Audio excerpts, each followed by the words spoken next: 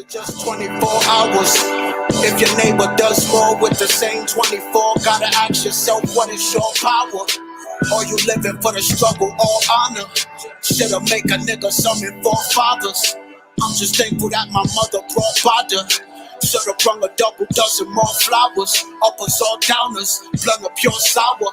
Smoking through my last 24 hours. Same sun and moon, tug of war drama. Feel the tears look above in salt showers. I just wish I had 100 more hours. God's generous, but 24's modest. What we got a budget for? Can I borrow some of yours? Spend it quick as $24. Gone faster than my mother's warm chowder. I could feel a tender love and pure power. Here's 24, her 24, there 24, wish 24 hours. Would you trade your money for hours? Trade your hours for a couple more counters. First you see the dark and then you see the light. Then you see the day and then you see the night. I'm just narrating what I say inside. Think of my creator, I can read it right. Stumbled on my path, I think I need a ride. Struggling in sadness, bring my evil side. Swallowing my ego when I eat my pride. Fighting to the end until I see the bride. All I got is day and night. Right? Night is dark, day is light. I say good morning, then I say good night. Day and night, my only options in the game of life. Play the dice, you lose them both if you don't pay the price. Night is black, and day is white. Kind of racial right, sundial. It's made of ice like a glacier might. Calibrated the way I like. Count to 24-hour hand. Rotate it twice, day or change the night. Mother Nature and Father Time had a baby and they named it Christ. They only son, I hope they raise him right. Daughter told her name was Luna, but the ain't alike when sun is down. You see her rising to a greatest height. Feel like E.T. on his flying, levitating bright. You see my shadow on the moon cause I was taking a flight. Living like I made a shine. Yeah. First you see the dark and then you see the light. Then you see the day and then you see the night. I'm just narrating what I say inside. Think of my creator, I can read it right. Stumble on my path, I think I need a ride. Struggling in sadness, bring my evil side. Swallowing my ego when I eat my pride. Fighting to the end until I see the bride. I'll be mad if you ain't at my wake. In a race, blasting faith and some past the mace. Throwing bricks, wrapped in mask and tape. Take me from the fifth down to Astor Place. Let me see the grin on the bastard's face. I'm coming from the kin of the master race.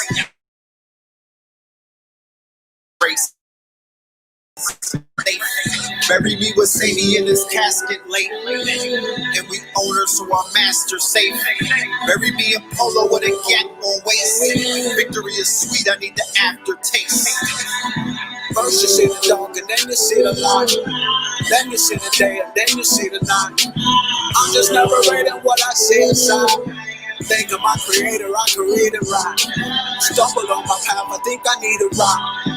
Struggling in sadness, bring my evil side. Swallowing my ego when I eat my pride.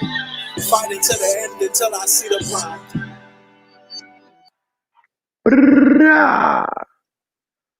There you have it, family. There you have it. 24 hours. Cambada featuring Red Pillar off of the LSD album. All right.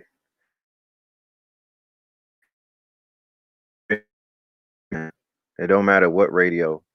You could live stream it on pirate radio, you know, on Caribbean pirate radio. You know, wherever people could hear it, just go ahead and stream it, bro. You know what I'm talking about? I appreciate love you for that. You know, I say the reason why I say the name of the song and the artist and I show the split screen and whatnot is because I want to encourage the conscious DJs or DJs who's feeling what's going on. You know, I want y'all to get behind us because, you know, that's how this thing works. We're not going to be able to do this on our own. You know what I'm talking about? And if we forced to do it on our own, then we're going to enjoy the fruits of labor and we're going to enjoy all of that on our own. And people are going to get mad. So we need people, especially the DJs, to pull up. He said he was gonna tag. Good looking, brother. To pull up and to go against the grain and to break an artist. Like I remember DJs used to break artists. They unfortunately, because they've been following the lead of Funk Master, Punk Master Flex, and those DJ pools, they not into breaking artists anymore, and the cut, the payola, and all of the, all of that stuff. Talk about that another day. Somebody asked me why am I streaming while Black Dot is streaming. Shout out to Urban X. Shout out to Dot. I didn't know that.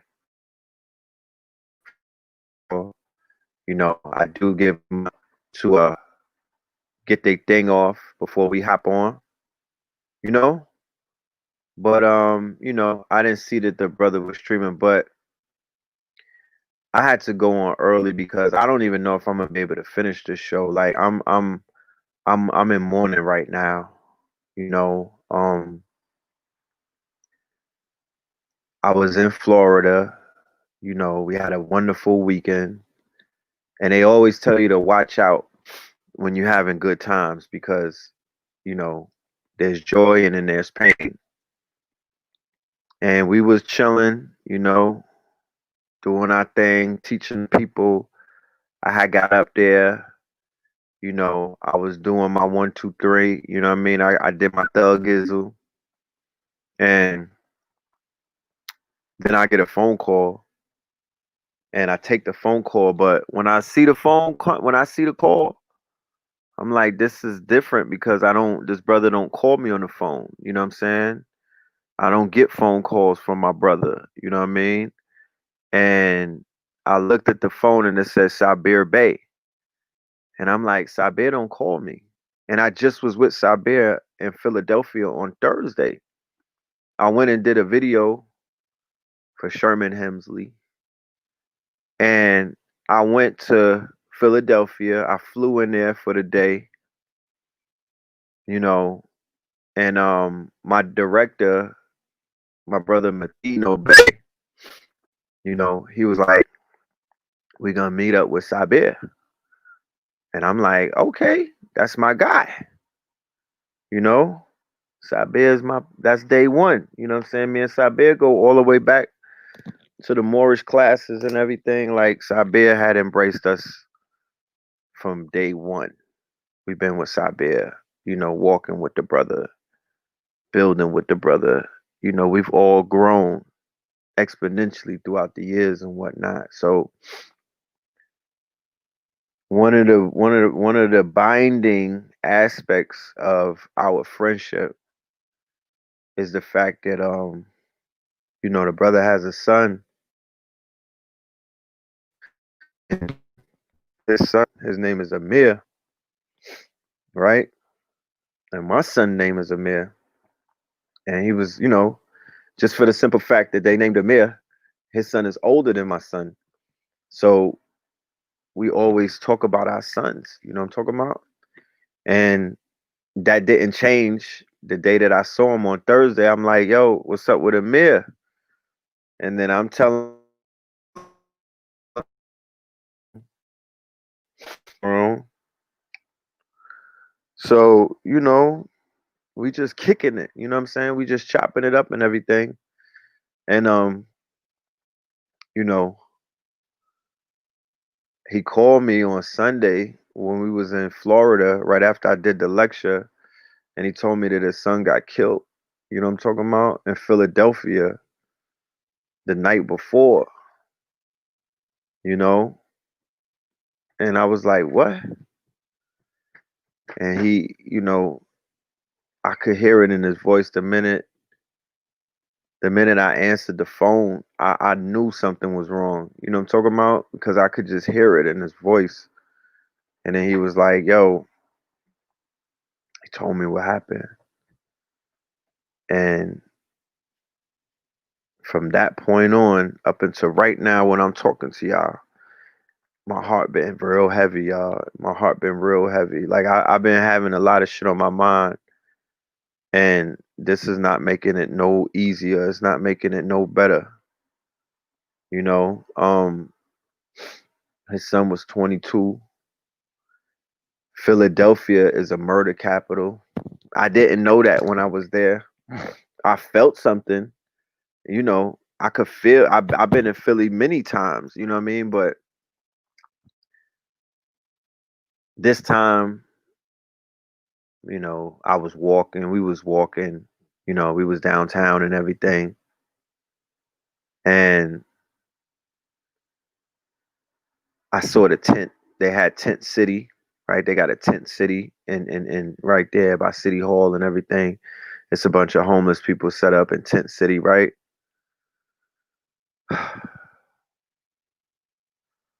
So I'm like, I'm feeling the energy of Philadelphia, but not to the point where it's the murder capital. It's number two behind Chicago right now. Philadelphia, right? They out there drilling.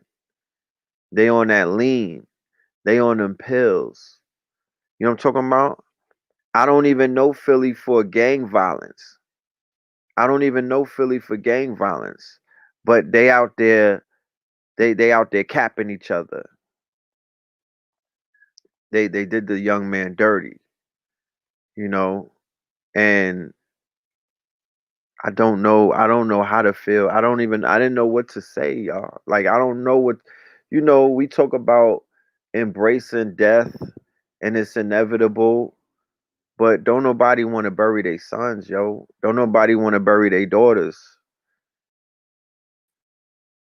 Just the day, like, all right, I was in Philly on Thursday. On Friday, I'm getting my hair braided. I just meet the sister. One of my barbers introduced me to the sister, right? She's in Connecticut. She's washing my hair, bro. I had to get my hair washed.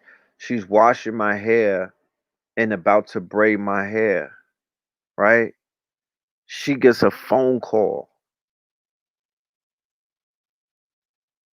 She's listening. I'm kind of eavesdropping because, you know, I'm hearing a little bit of drama. I'm like, what's going on? You know? And this sister had a very calm energy to her. She's a mother. She had a very motherly, calm energy.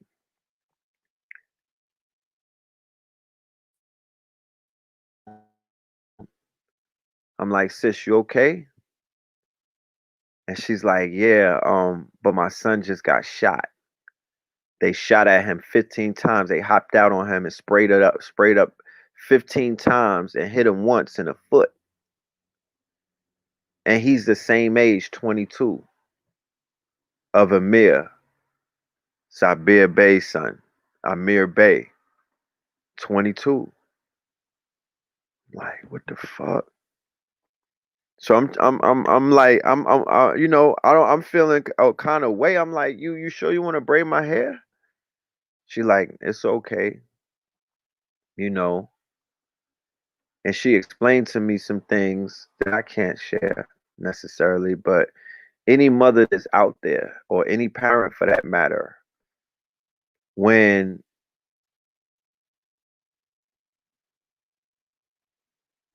when when the child hops off the porch, when the child hops off the porch, because I'm in my 40s and I know that the audience, I met some of y'all, and I meet brothers and sisters every time, every day. Y'all parents. The majority of y'all are parents. You understand? So we got children who are hopping off porches. We have children who are in these streets. We got children that are in the penile system, locked up in the mountains, right? Some of us been going through that. There's some people on this show,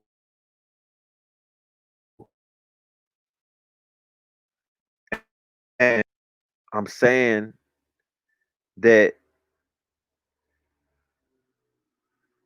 when a parent goes through some stuff where the child is going through their rites of passage, or the child is hopping off the porch and they running in them streets, some parents have to let go. You understand? Some parents have to let go. Okay? And, you know, they just say, you know what? I love my baby. I gave birth to this child. I carried this child for the full term and everything, had pain delivering him or her. But we all know that we came on this planet by ourselves, and we're here to walk this journey by ourselves, right? So we can't hold everybody's hands.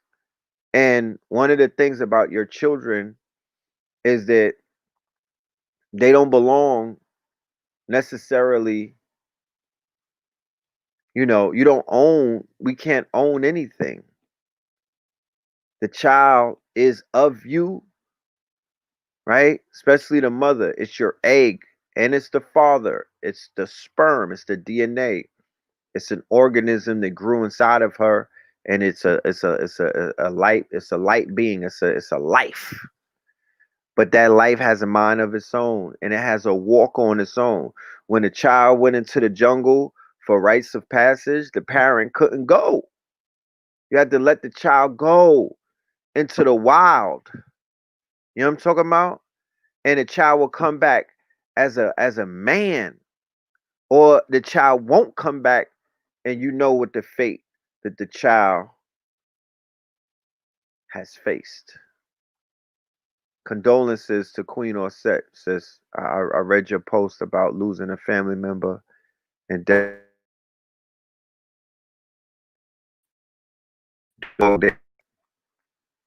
it's a lot of things going on. Um, this one hit home. This one hit real close, and it got me kind of shaken up, and I'm hurt. Like, I'm really hurt. I want to cry like a baby. You dig what I'm saying? Last night when I heard it, I went to my hotel room. I cried myself to sleep. I was hurt. I was, this brother, this parent, and he was so full of life. Sabir, he was so happy. He has a newborn, a daughter. I showed him my son, my newborn. He showed me his newborn. I even saw the child on FaceTime. You know what I mean? A proud parent. And he's out here going around the world, you know, going to Morocco, going to Spain, you know, hitting the road and everything, teaching the people, right? Teaching the people and standing up for the people, right? And he has to come home to that. You know, it's heavy on my heart. It's heavy on my mind. Like, my whole day has been just consumed in like a morning type of energy, and I don't want to be down this episode. I don't want to make this episode an episode where, I'll be online crying, and but I have to be transparent about what I'm going through, because, to be honest with you, this is some real shit. you know this is some real shit. Like, something real interesting happened this weekend. You dig? Something real interesting happened this weekend, and it opened up my eyes, and it kind of made me say, oh, I have to go deeper and do a lecture about this. um I was in Chicago on a layover, that is, right? I was in the airport, O'Hare. I was in the airport on Saturday. the same day that Sabir's son, Amir, was taken from this earthly plane. And I was doing, yeah, the planets are definitely lined up. I showed it. Saturn is lined up with Jupiter. Mars is right across from it, right? It's wartime. It's a very heavy energy right now, just based off the alignments. I mean, I'm talking about when we was in Florida. We'll get to that, but the sky was so lit up, it didn't make no sense. So I'm in Chicago and I'm celebrating Nipsey Hussle's C Day, right? Which people will call his birthday, August 15th.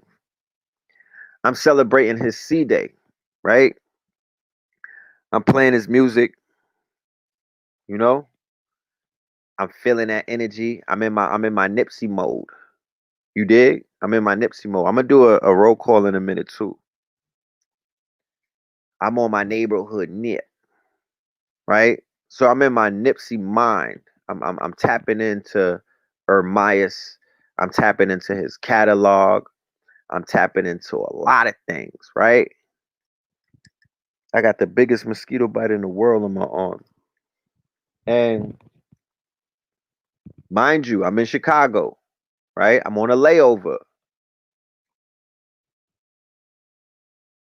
And I seen some sign that said Chief Keef's birthday is today.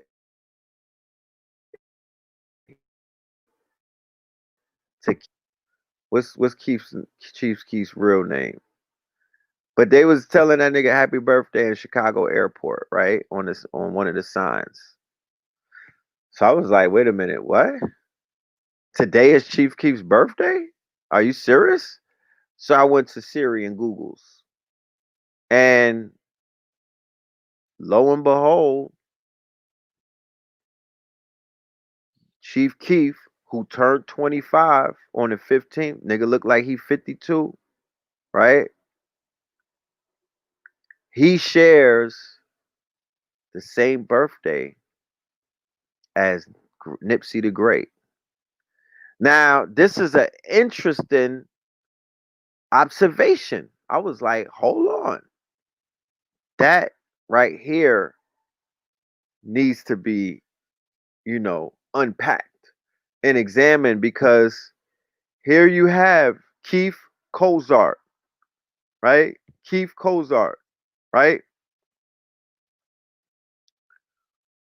Who I would say, yeah, that's Sosa right there. I would say has more influence on your children and the younger generation, right? Than Nipsey had. Okay? So I'm like, yo, this is a tale of two kings. This is a tale of two Leos. This is a tale of two lions. Peace, Melody. Everybody say shout out to Sister Melody. Sister Melody brought her son, and Sister Melody brought her grandchildren to come and celebrate with us in Florida this weekend. She came to the Conscious Camp Out where we spent the night. We wasn't outside and whatnot, right? Wow, Young Thugger birthday as well. Let's talk about it. She didn't. She. They were there for the Conscious Camp Out and the lecture the next day from the Carolinas. A very beautiful, beautiful family. Sister Melody, I love you. I love your family. Thank you for pulling up and thank you for sharing your light with us. Like I say, when when I get to meet y'all, because y'all get to meet me before I get to meet you. So when I finally get my turn, to meet you, that to me is a birthday. That's one of that's the highlight to what it is that we're doing on these YouTubes, on these internets, all on Beyonce's internet. You know, that's the highlight to it when we finally get to meet. So Chief Keef, Thugger Thugger, Young Thug, and Nipsey Hussle, right? All three of them have a profound impact on the minds of young gangbangers, shooters, killers, niggas in the trenches, and street dudes, right? Young Thug is Thug birthday is the 16th. Okay. Well, Thug is the 16th. Close enough, right? Young Thug, he got the shooters. I'm talking about all the way from Omar from The Wire, all the way up to the tough guys that's out there spraying shit up and slat slat. Chief Keef, he controls the triggers of shooters all around the world. Case in point, they was killing in Chicago for a very long time.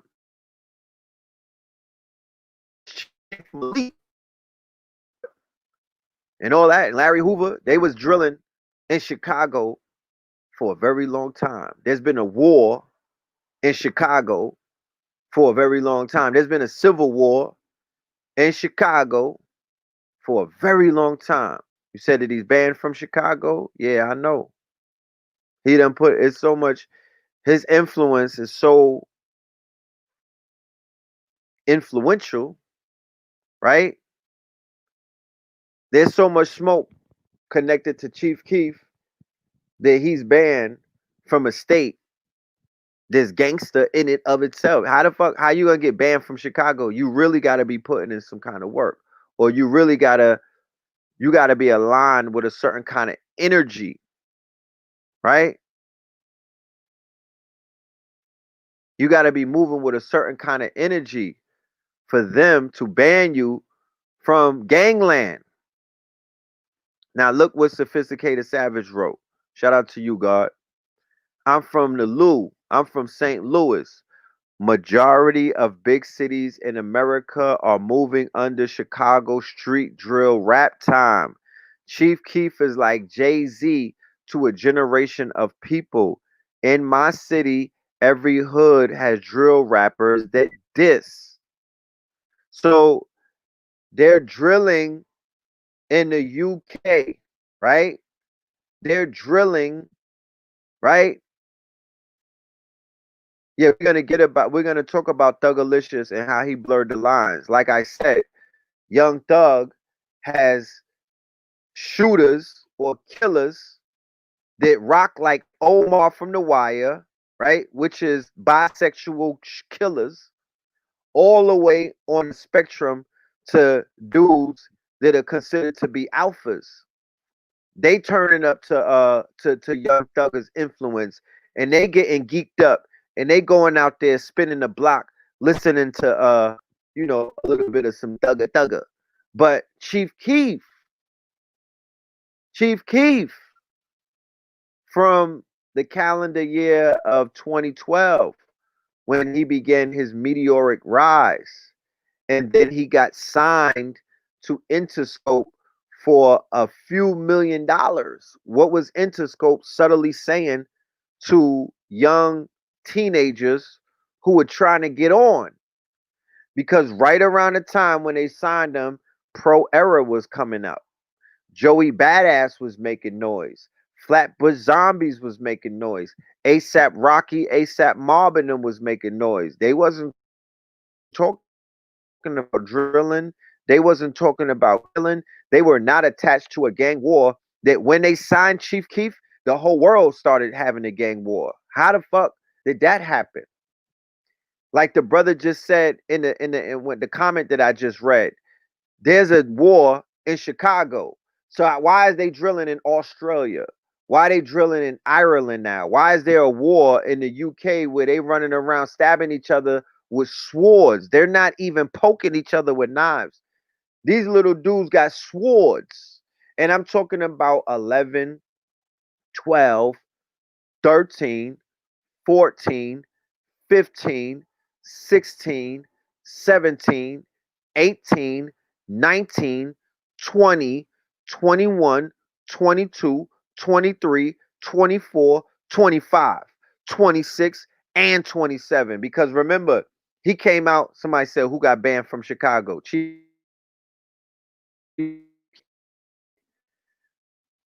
He came out in 2012.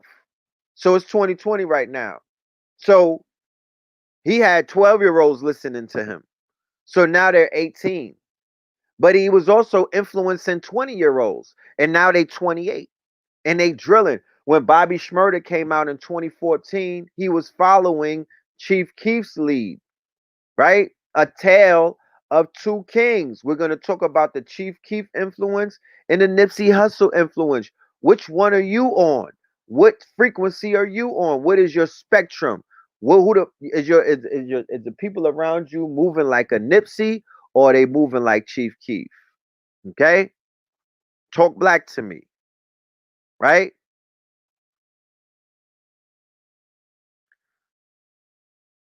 That's what I'm saying. It was all gang energy. Crip, Blood, GD, right? That's Nipsey, that's uh Chief, and that's Young Thug, right? Somebody said that they was in high school. It was a lot of people going through whatever they was going through. What I'm saying is though, when Chief Keef was propelled by the small hats, right? Because he was a local star at the end of the day.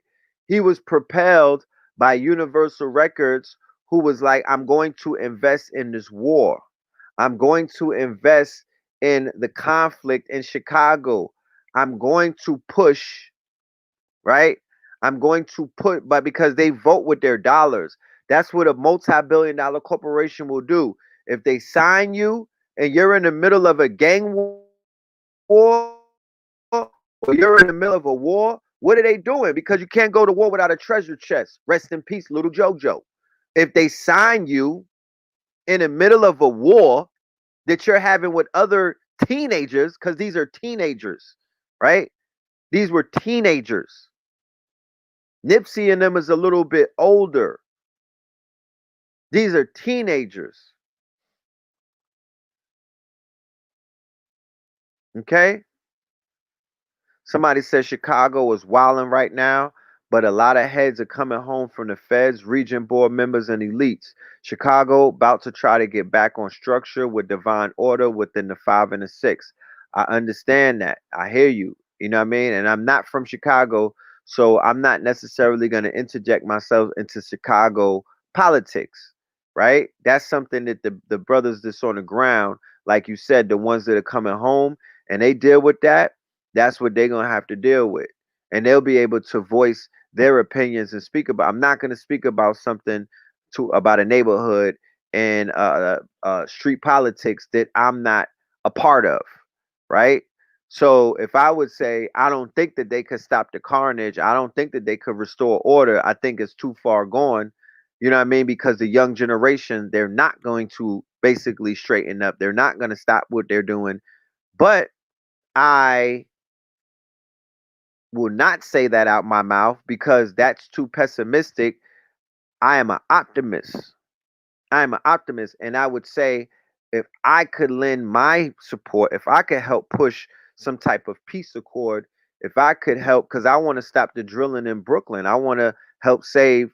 I know some of the brothers that are out there drilling. I held one of them in my hand when he was a baby, right? One of the Chews and whatnot, or the Chos out there in Brooklyn. They got the whole town running red. So I have a vested interest in seeing these children stay alive, But back to the Chief Keef thing.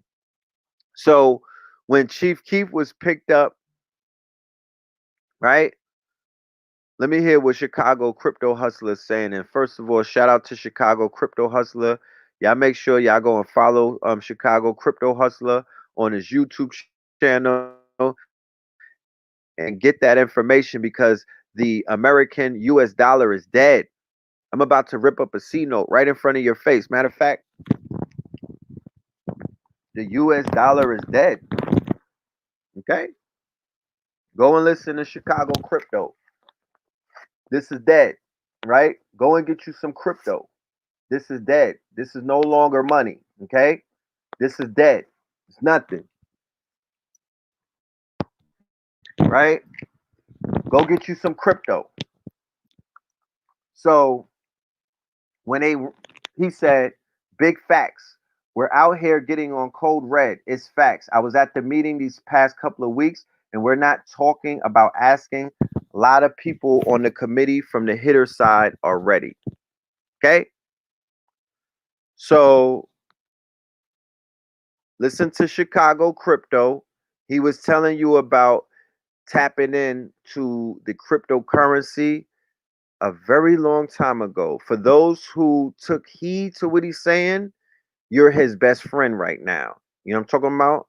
And for those who have not taken heed, just go ahead and tap in. You know what I'm talking about? The game is to be sold. I'm not going to tell you what to do with your life, but I'm letting you know that on this platform, we bring you solutions and solutionaries, not revolutionaries, revolve to go backwards. We don't need to go backwards. We need to evolve. You know, we need evolutionaries and solutionaries. Brothers and sisters, they got solutions.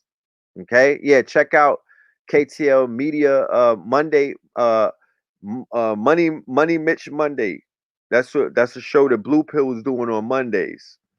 Money Mitch Monday about 6 months ago with our good brother Chicago Crypto, and he was giving you the game and he was telling you what to get. Yes, get you some Ethereum, get you some Ripple. You know what I'm talking about? If you could get your hands on that Bitcoin, go ahead and get it.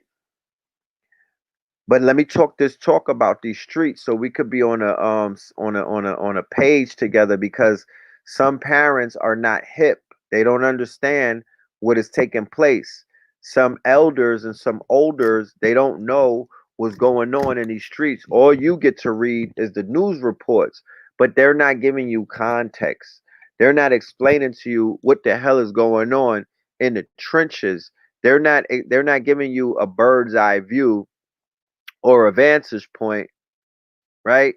So you could look and you can examine where's the conflict. So if you could interject or if you could help save a life, then you would go and do that. I'm out here trying to save lives at this point. You know what I'm talking about? I'm out here trying to save lives at this point. Not trying to. I'm out here saving lives at this point because, the pain of loss is too much. And I don't wish that on nobody. You know what I'm talking about? These is babies out here getting Peter rolled in these streets, headshots, body shots, M16s, ARs,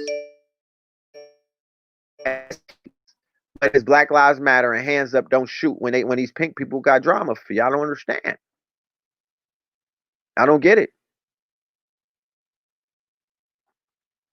For everybody that said that they trade futures in the S&P,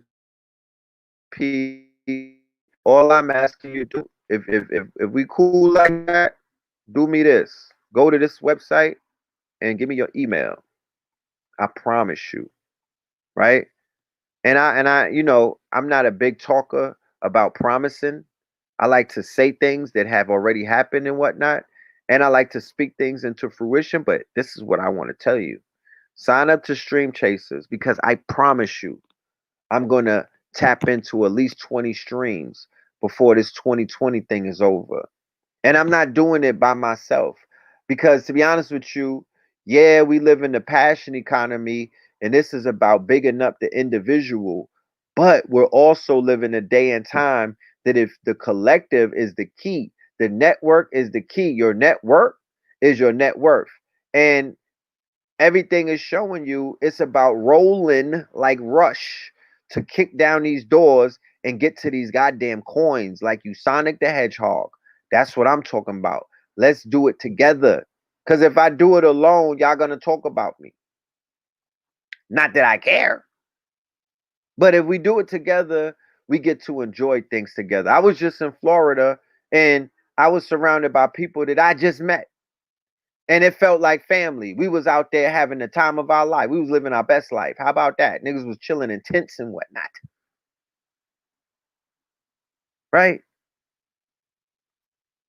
How am I chill in a tent with you and I just met you? You know what I'm saying? Because whenever we get together, the frequency is so high, it's so lit, the people are so beautiful. They come with, they come in peace and A alike, B alike, C alike. You don't gotta say nothing else after that. The vibration is gonna speak for itself. So that's how we get down. This is a family affair. I don't represent one person. I belong to a unit. I'm the pillar. I got the blue pill. I got KT. I got mama pill. Then I got extended family. One of my extended family members is Sabir Bey. You know what I'm saying? That's like a that's like a cousin to me. You know? So, you know,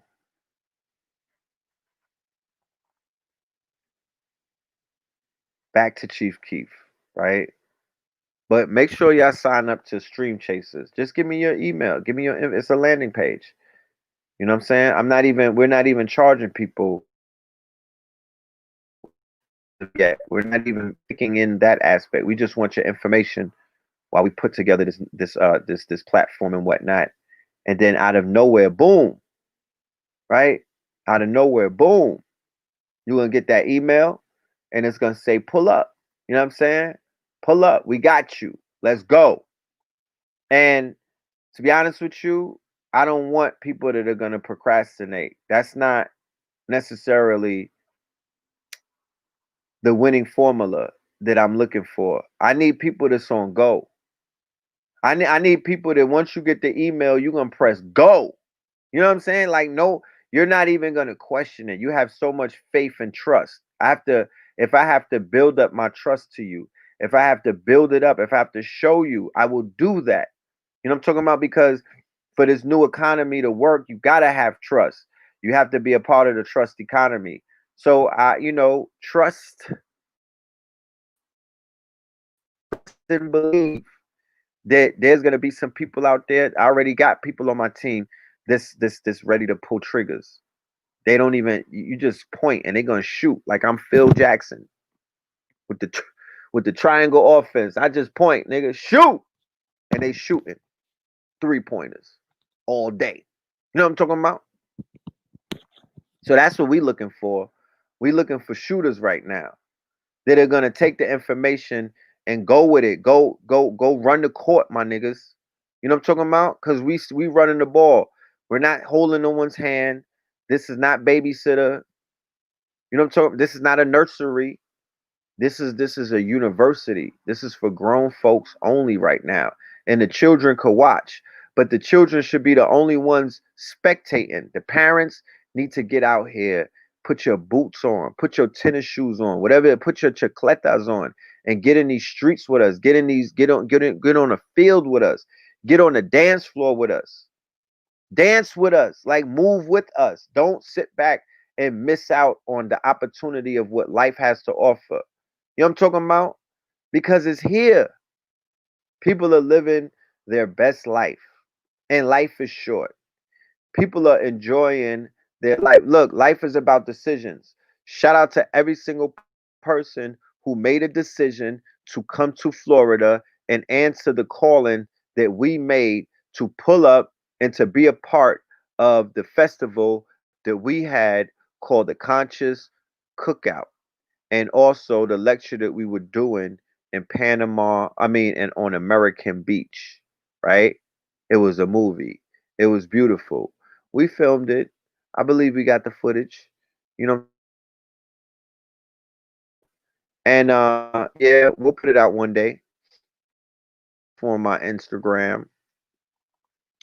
Blue Pill was there. Shout out to Blue. He did his thing, you know.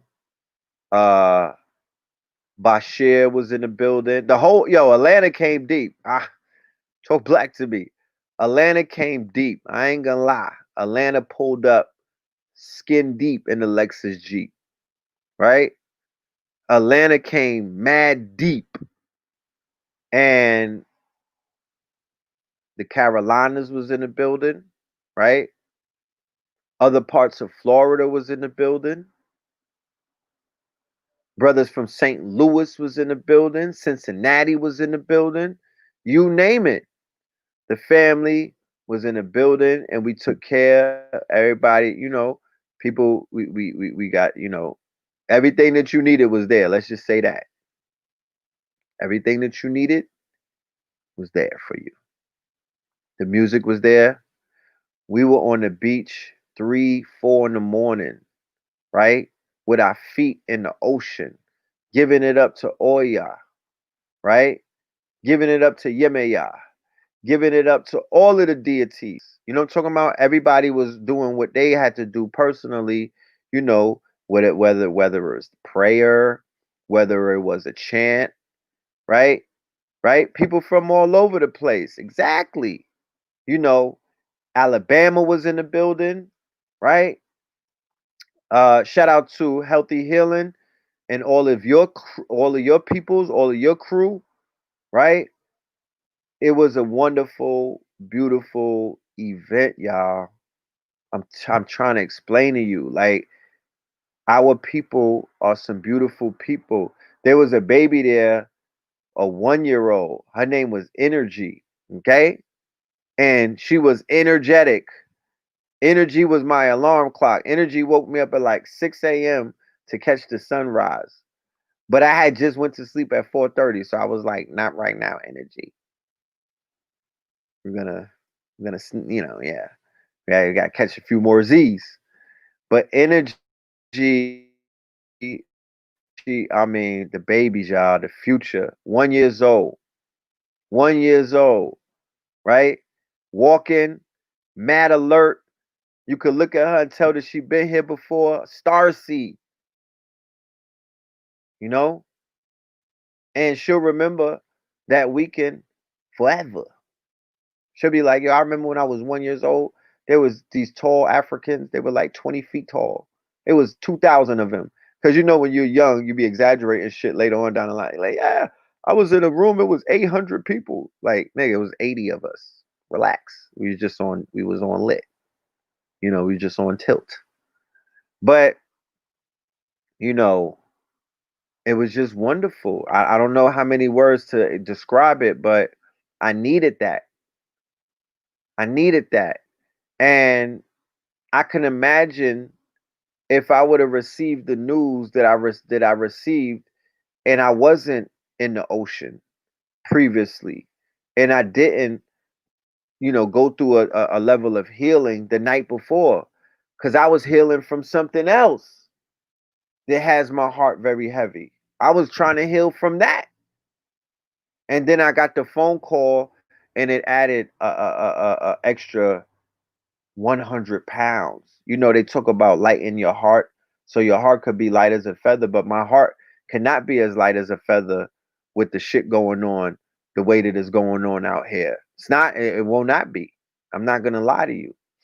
You know, I need to have solutions before I can lighten up my heart. I need get back. You know what I'm talking about? On some Chief Keef shit. Like I need to put some points on the board before I can lighten up my heart. That's just the way that I roll. Somebody said, how often do you meet? Well, if it weren't for the COVID, we would be meeting a lot more. But, based off of this slowdown that we've been experiencing, you know what I'm saying? We're trying to do it every now and then. Our next event is on August 29th and August 28th in Atlanta. Okay? That's our next event. That's going to be lit, right? Let me show you. That's this right there. right? That's the first night of performance. I don't even think Cambada has been in Atlanta in a few years. So you're gonna get Cambada, you're gonna get Amina Laura, you're gonna get Red and Blue Pill, and we got other special guests that are soon to be announced.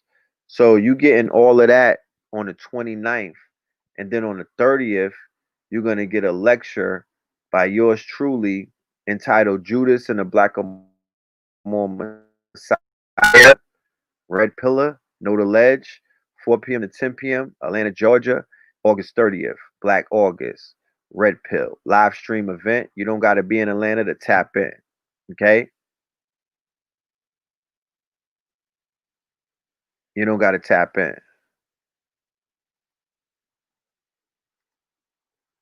If you in the comments acting goofy, I'm going to block you.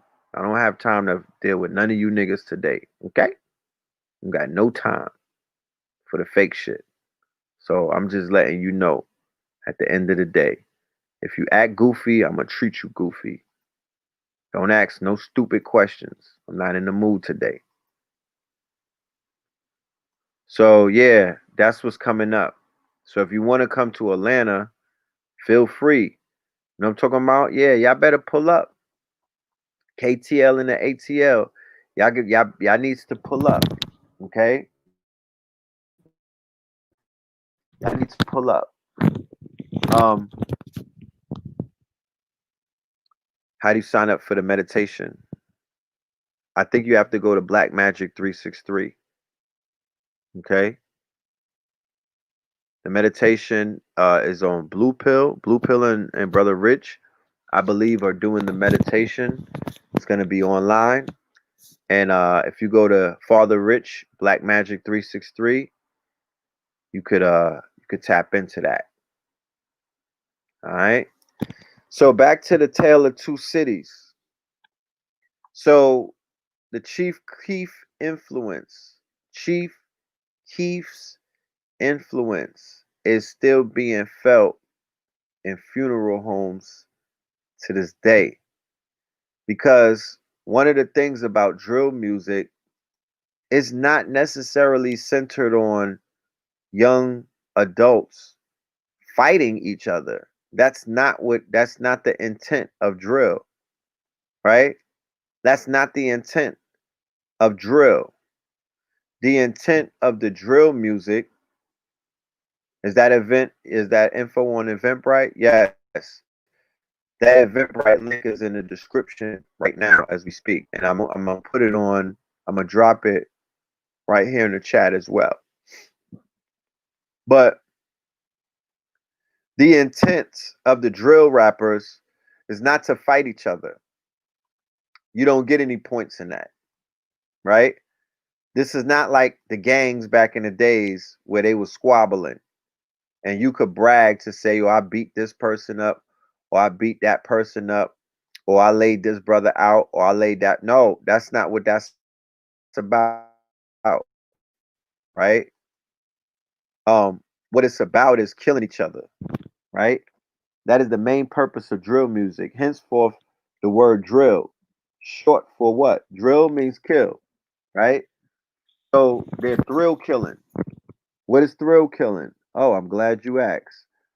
Thrill killing is what they do in places like Detroit, Baltimore, Chicago, right?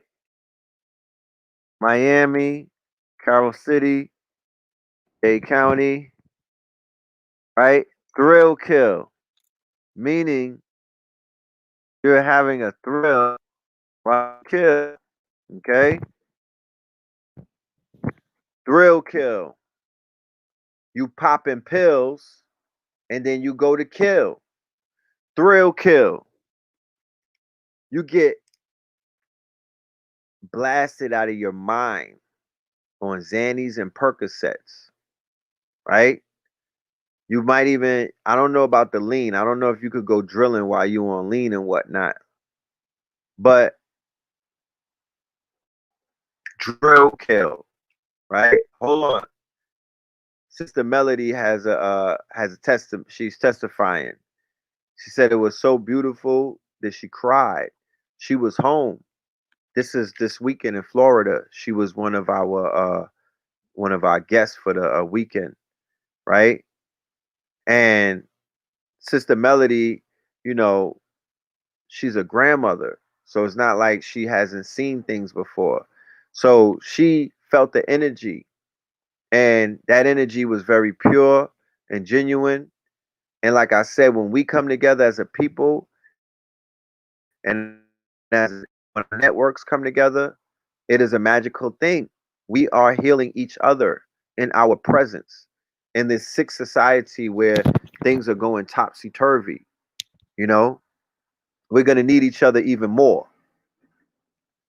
So the drill music is kill music.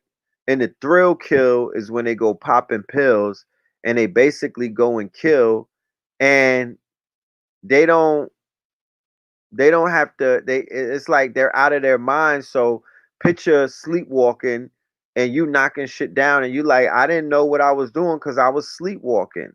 That's how they do with the drilling and whatnot when they thrill kill. They like, yo, I was under the influence of some pills. I don't know what was going on. They wake up in jail cells sometimes, right? They wake up with capital murder charges, and they don't even know what the hell happened the night before. Bill Bixby. They wake up out of their zombie state and they got capital murder charges, carjacking charges, B&E, breaking and entering, shit like that. This is taking place in the hoods when you're with children, with babies, they're starting as young as my son's age, 12 years old, right? 12 years old, right? Here's another testimony. It was a beautiful event. Stood on the beach at night and watched the shooting stars. Yes, we was watching shooting stars on the beach. It was gorgeous. It was life changing in my mind. The stars were shooting out of the sky back to back to back. And I'm talking about I've never seen so many stars in the sky. It was absolutely wonderful. We did not see the moon. Bashir told me he saw the moon later on that night, but the moon was hiding and the canopy of stars were out. Saturn, Jupiter, they was all lined up. Everybody had their phone apps and whatnot. Here you go. I'm gonna show you.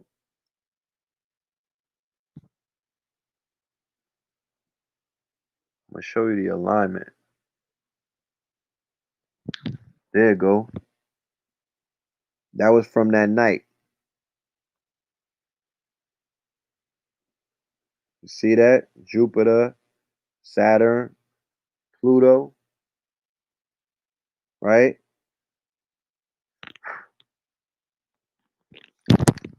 So I didn't even know it was gonna be like that. I didn't even look at the alignments. We just went in faith, you know, and everything lines up when you're doing the right thing.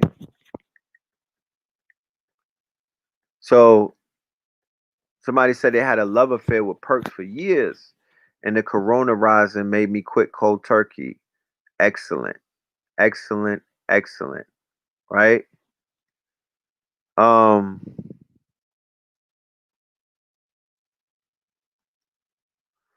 Mars and Uranus was out. Right, right.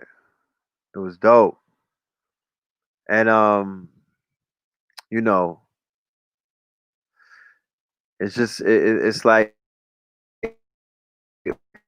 there's joy, there's pain, there's up, and then there's down. You know, we like to occupy the middle ground where there's balance. I'm always wary when I have too much fun. The way that my life is set up, I can't have too much fun on this planet because it's always followed by tragedy. So I'm very mindful about having too much fun, enjoying too much. You know what I mean? That's not how my thing is set up. I don't know how everybody's shit is set up. You know what I'm saying? But there's a rigid line. I don't know what I did in the past life to get this sentence, but whatever my sentence is, I can't have too much fun. You know what I'm talking about? I just can't. You know, I got to be very humble, you know, because I get humbled by these tragedies that pull me back down when I'm starting to take off. It'll, it'll pull me right back down to my and be like, don't forget who you are. You're doing a bid inside of this spacesuit where you got emotions, feelings, memories, restrictions, all of that craziness. They're like, nigga, don't try to get lit. It's not your time. It's not your turn. So I'm just balancing it out. You know, I'm just balancing it out. You know what I'm talking about? Yeah, it's some scorpion shit, yo. It's tied into the scorpion energy. Um, but it is what it is. You take the good with the bad, don't you? Take the good with the bad.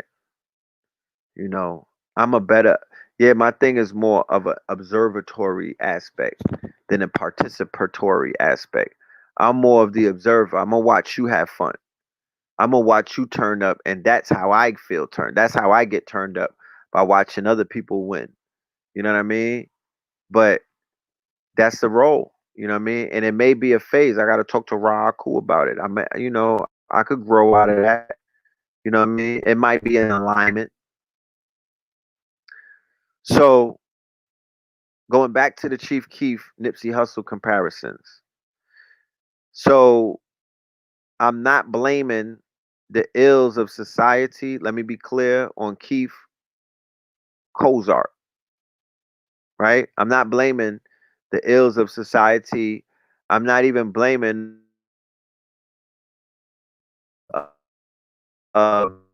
with you. The younger generation learned what they learned from the older generation, right? My generation. You know what I'm talking about? My generation. Um, so we set it off, right? We set them up. We lined them up. It's the old heads. They got the young boys shooting for them. They put the blickies in their hand. They put the blicky in their hand and told them, "Go ahead and kill for me.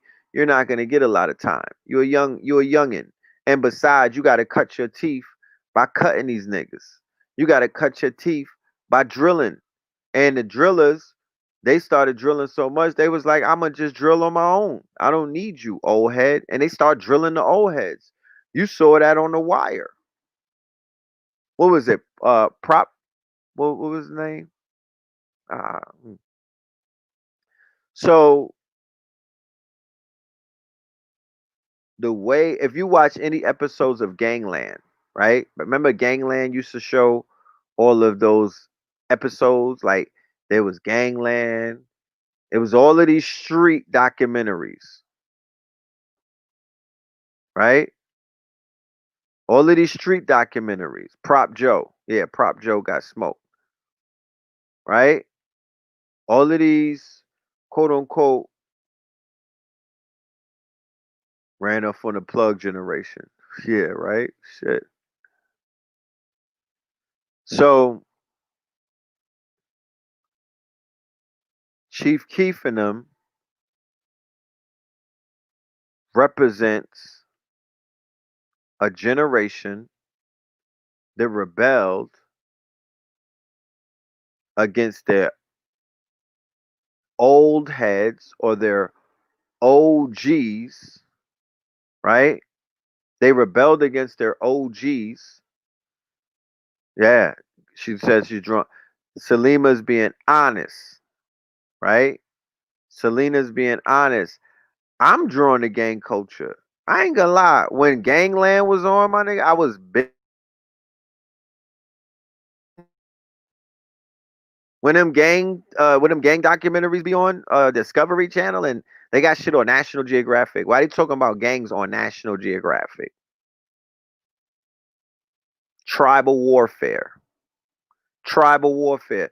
The same thing that they covering in the Serengeti, where they show protagonists and antagonists, right? They show protagonists in the zebra. That's the antagonist and protagonist. It is nature.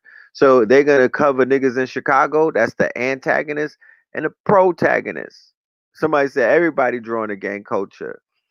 We're righteously ratchet. That's right. You know what I'm talking about? We're sophisticated savages. Okay.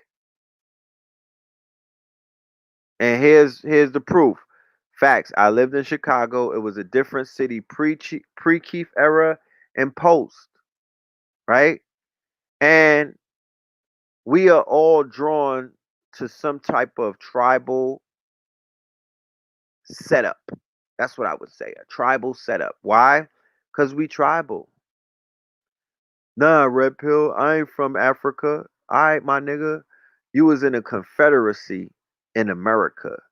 You was a Cherokee, right? Banging on a Yamasee. You was a Lenape banging on the Iroquois. You belong to a confederacy, and a confederacy is a bunch of clans and tribes that came together and they formed a gang. They formed a United Blood Nation. That's like the UBN, right? That's like the UBN, right? The UBN is the United Blood Nation. The confederacies. Then if your ass is from the motherland, if you from Africa, chances are you got sold to a European trader by a nigga that was in gang. Somebody from another tribe who washed your tribe and then put your ass in bondage. And he traded you for a nose ring, for a septum. You know what I'm talking about? That nigga traded you for a blonde wig people in Europe was wearing. Them Africans was like, send me the wig. We got a whole bunch of niggas. We got niggas for wigs. That's what they was doing. They was like, and then when they start smoking cigarettes, the Africans was like, nigga, give me some Newports. We will sell you a whole caravan of niggas for some Newports, for some salt. Don't let it came with the sugar. Niggas was getting sold for glass beads. I got the fucking books. Look, I got the research. They was selling you for beads, glass, mirrors. Niggas wanted to look at themselves. They was like, hold on. The European is bringing out mirrors. They was selling niggas for 100s. Yeah, they was selling you for bottle service. How about that? How about you was getting sold for bottle service for some Douce? Firewater is what they called it. They was selling niggas for Sazon. Spices is what they call it. A jar of Goya. You know what I'm talking about? Oyster shells. Come burlap suits. They was like, yo, I like that burlap that y'all brought over here from Europe, smelling like old donkey shit. Yeah, let me get that. I'm gonna give you 8 goddesses. You know what I'm talking about? That's what they was doing. Fucking Akon and these niggas was selling us. And I think Akon flagged my last video because the minute I finished that shit, they took it down. Talk about copyright infringement. What was the copyright? I was playing my music, fam. What are you talking about? So now I don't even know who to talk to at YouTube. They didn't even send me an email. Usually they do that. They didn't even send me an email. They just took the video, but I got it. You know, I'm on StreamYard, so I'm gonna re-upload that thing. You know what I'm talking about? That might be one of my lost tapes. They were selling niggas for some Ciroc. The way Akon is talking, man, you know his grandfather was out there slinging niggas. You know that. You know what I'm talking about? You know that.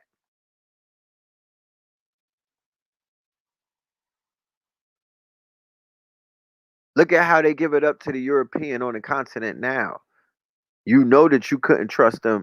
If they acting like they acting right now with white Jesus and letting the European come over there and defecate all on their villages and doing whatever they want to do, child sex, they on the beach with little babies and whatnot. And I'm not talking about that nigga from Atlanta. You know what I mean? If they doing all of that, well, imagine what they was doing 500 years ago.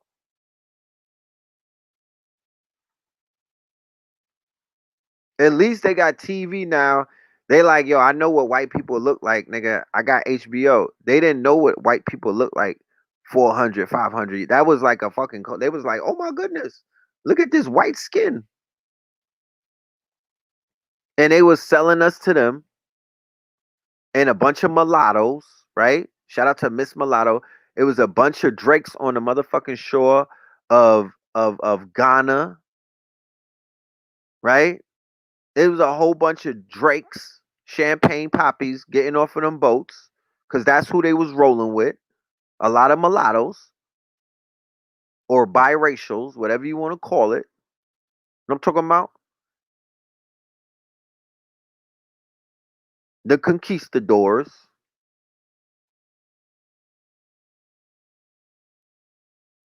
And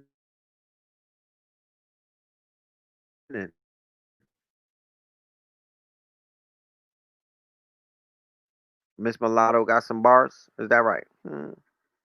That was gang warfare. That was tribal warfare. The tribes did not like the other tribes. So what did they do? They got them the fuck up out of there. You know what I'm talking about? They took them captive, which was, they didn't have jails back then. If I run down on your tribe, my G, guess what's about to happen? You know what I'm saying? I don't mean to burst your bubble, but if me and my tribe run down on your tribe, they didn't have soccer tournaments, nigga. They didn't have football teams. Niggas was selling each other. How about that? Yeah, you get put in purgatory.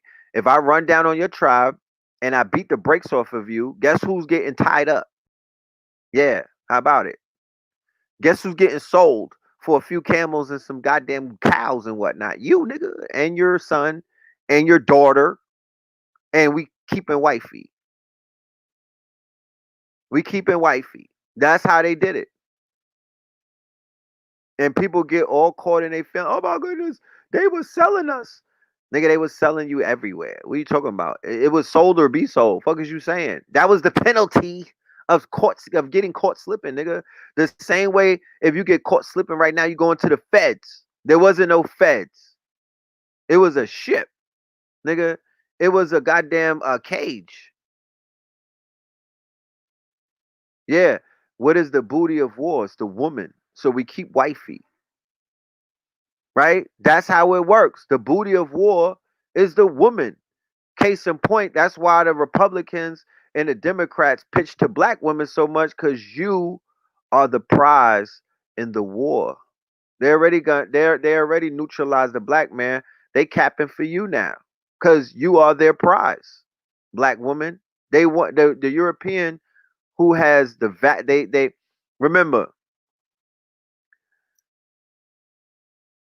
through social engineering, right? Through the control of the media, through the fact that they got black people in a fear state right now because everybody's wearing a goddamn mask, right? And everybody's in a house like they told them to stay in a house.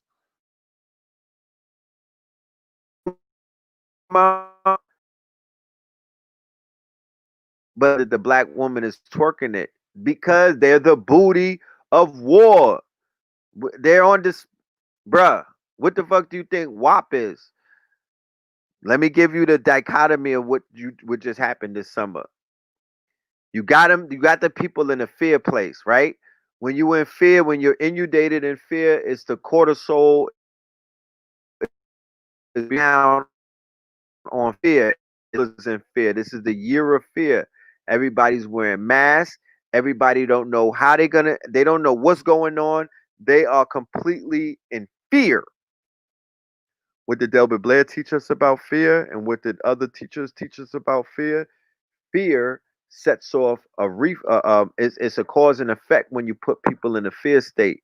You're going to initiate the four F's: fight, right? So, like we just spoke about the murder rate and the crime rate and the overall fight is up amongst niggas, right? Because I'm not gonna call you Africans or gods or naga. No, niggas is out here fighting each other. They're eating on each other. They're destroying on each other. They're trying to self sabotage each other. They're killing one another. They're stabbing one another. They're maiming one another. Why? That's dealing with self hatred and fear. Chicken little ass niggas, they will never point the quote unquote, they won't aim the shit in the direction that it could be aimed in. So what are they gonna do? They're gonna eat on each other. Fight. Flight. Flight. There's an exodus taking place in all major cities. New York is a ghost town. Hold on. So you don't think that I'm just shooting from the hip. New York is a ghost town. New York is finished right now. They're going through a new phase of being finished. It's not gonna never be what it used to be. Is the Disneyland shit is out the door. You if you go to New York with your whole family thinking that you're just gonna waddle through and and you're gonna go to Times Square and take pictures with Mickey Mouse, my nigga, you're sadly mistaken. That shit is out the window. Them days is over. You're not going to Broadway. Nobody's watching Lions. Nobody's gonna watch West Side Story. Yeah, nigga, that's that grand opening, grand closing. Grand opening, grand closing. Them days is over. The bums is back on 40. They out there open air trapping on 40 Deuce. Everything is boarded up. Some of these fucking lights don't even come on in Times Square no more. They ain't even paying a bill. Dudes is getting robbed on the trains. The homeless done took over the subway system. This shit look like a Airbnb, right? They let out they let out the mental institutions, right? They emptied out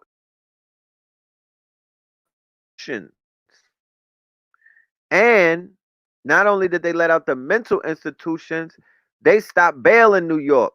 So they start letting everybody come home from the prisons. And everybody that was killing niggas in the 90s is coming home now. Everybody who was doming people, all of the killers from the 90s, right? All of the killers from the 90s is coming home now, right? Yeah, and Takashi is running around. You remember the beginning of Joker? They said that New York was infested by rats. Well, the rats, the super rats, is Takashi 69 and all of the rats that they let come home because the jails were letting the confidential informants come home first. Then they let the killers out. Then they let the drug dealers come home. Then they let the crazy people from Ward's Island come they emptied out Ward's Island. People in the street. So 5G on. Bruh, let me share you something with you. Keep your ass out of New York City right now. Alpo is running around New York. Yeah, the nigga Alpo is riding around New York City. Takashi 69 is riding around with mad federales protecting him, trying to throw cases on Negroes. You feel me? So New York is going back to the grimy 90s, right? New York is going back to the grimy 90s. Okay? They brought the boosting back when they started looting. You know what I'm talking about? Well, yeah, LA, you said 6ix9ine. Yeah, well, go ahead. Handle that. You know, y'all do a good job of taking care of New York rappers anyway. So, yeah, shit. Do what you been doing. Yo, the Rats is more gangster in New York post COVID.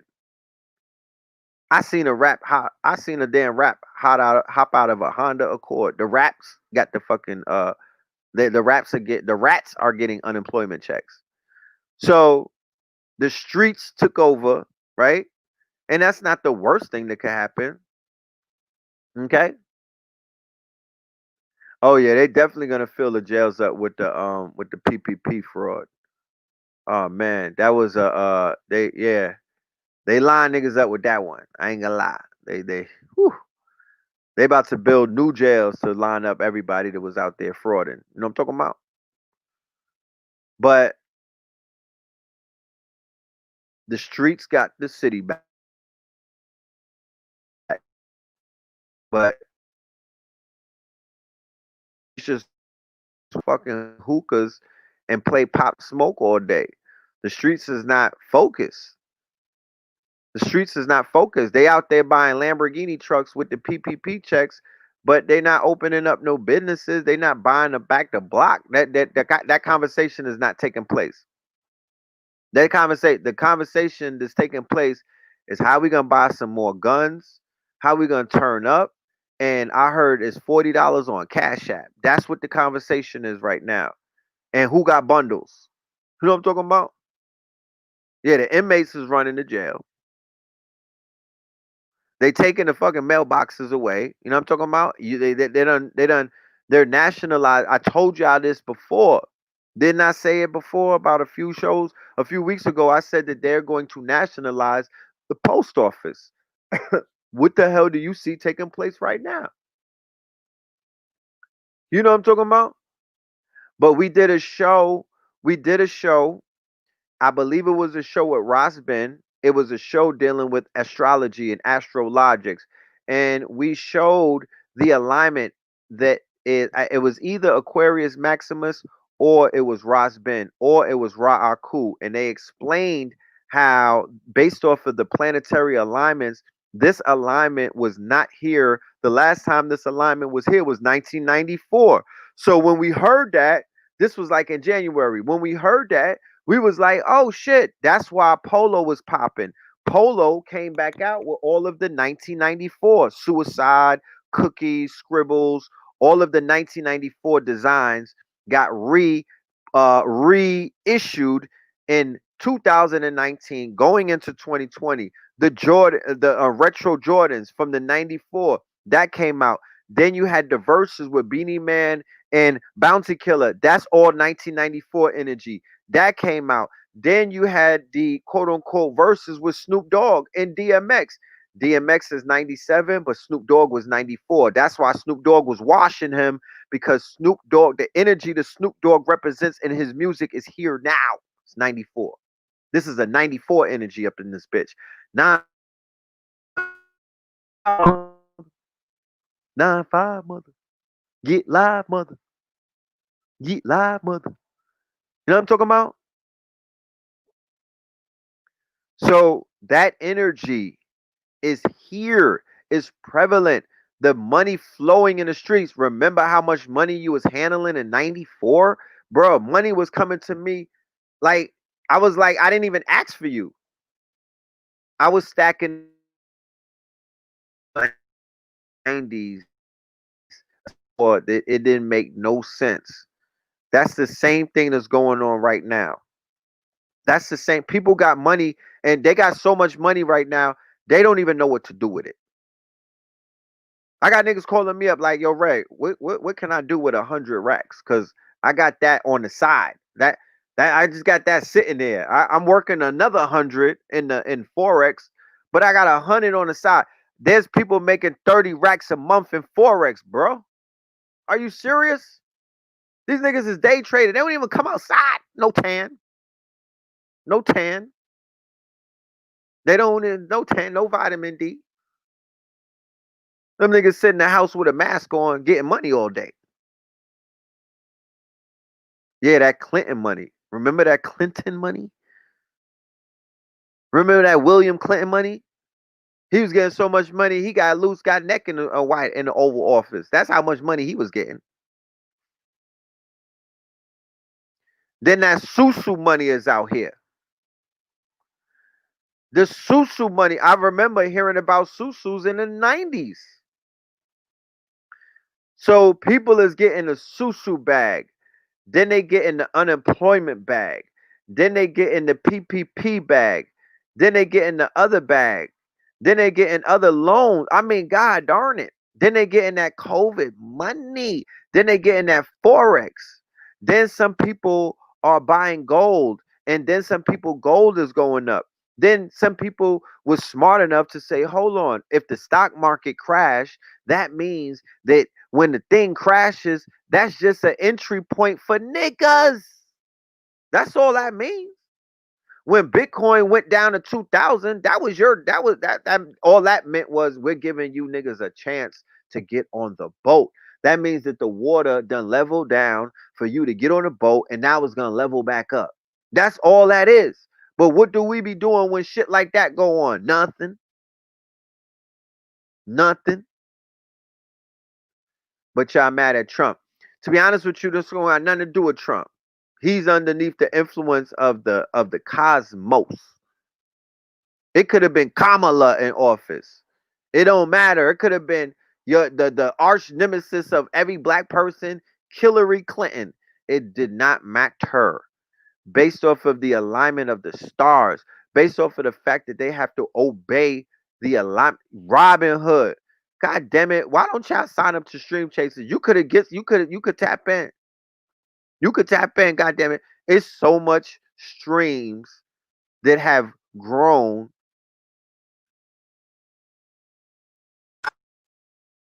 It don't. I got, yo, I bought me some Kodak stocks. Yeah, Bodak Black. I done bought me some Kodak stocks. I'm real talk though. I'm sitting on them shits because when I bought them at a low price and they did not go back up yet. And I'm good with that. I'm just sitting on it. Pause. I'm good. I ain't in no rush. I ain't in no rush. Right? And the dollar is dead. So with all of that paper fiat that they pumping, because they trying to tank it. So they're flooding the market with all of this money that's going to cause inflation. But how do you become wise? You take that fiat and you do what? You trade that for some gold. You stock is fire. It's about to split, right? Yeah. Look. Healthy Healing says she be trading on Cash App. Man, you could get busy on Cash App. They got stocks on Cash App.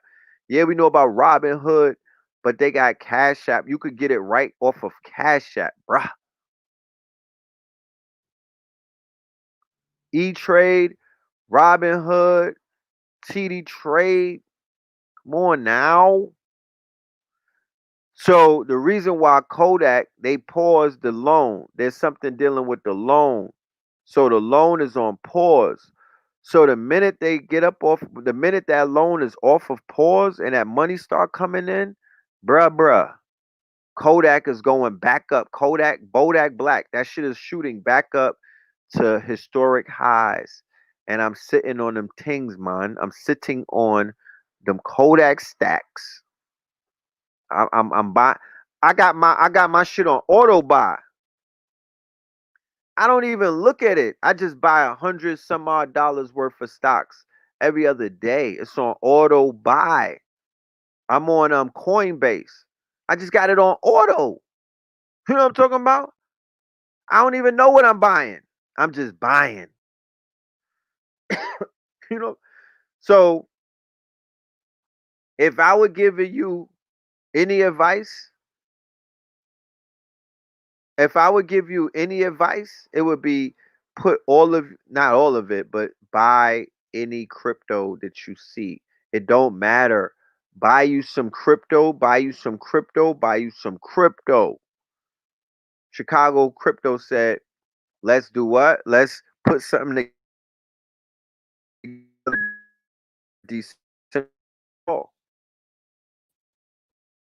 I'm with it all. Because like I said, there hasn't been a time where all of us was up like this. A majority of our people are up, and if you're not up, you could get assisted on getting up. There's crutches out this month. Yeah, you know what I'm talking about. If you not up, you could get up. So there hasn't been a time where so many people been up. So now that we up, what we gonna do with it? We gonna buy those acres from landwatch.com? Somebody said pause. On what? Being up? Let's go to landwatch.com and see what we plan. We plan. I was on a beach, American beach. It had white sands and the water felt like, my goodness. I did feel like skinny dipping, but I ain't going out like that. You know what I'm saying? I felt like taking it all off. Here we go. Here's Landwatch, right? Here's Landwatch. Let's play a game. I'ma say you just give me a state, right? Be mindful, of course. Give me a state that got open land. Give me a state that that y'all will want to move to, and I'm gonna put it in a search, and I will show you. I will show you that is nothing but land waiting for you. They lied. There's nobody out there trying to kill you. You're not being hunted. Nigga, they got land for your black asses to go and move on and get lost. Get out of the way. Oh, people answering Texas, Texas. All right, we got a lot of Texases. So let's just try out Texas real quick. Because Texas is mad huge, right? So here go Texas land for sale. Do you want farms and ranches? Do you want to see waterfront or do you want to see hunting land? What do you want to see in Texas? What land do you want to see? The farmland, the hunting land, or do you want to see waterfront? I'm a waterfront type of person. Okay. Somebody, oh, you could carry the blicky. You know what I'm talking about? You could carry the blicky. I told people any state that's open carry, nigga, that's where I'm gonna be. The mind state of the people is different. People move differently in open carry states. I need to wear my shit like I wear this jewelry. You know what I'm talking about? I need to wear mines on the hip. I need to wear. I need to wear like a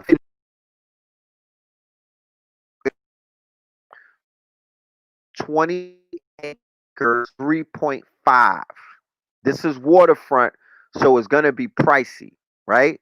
This is waterfront. This is gonna be pricey because waterfront, of course, is pricey. But we need to live near the water, right? You could carry on private property in many states. That's a fact. That's a fact. So when we get this property, it's gonna be private. You know what I'm talking about? And we're gonna make a call to one of the militias, or we're gonna form our own militia. Now that you've seen how it could be done, I'll show you how to do this, son. You've seen the forming of a militia before your very own eyes.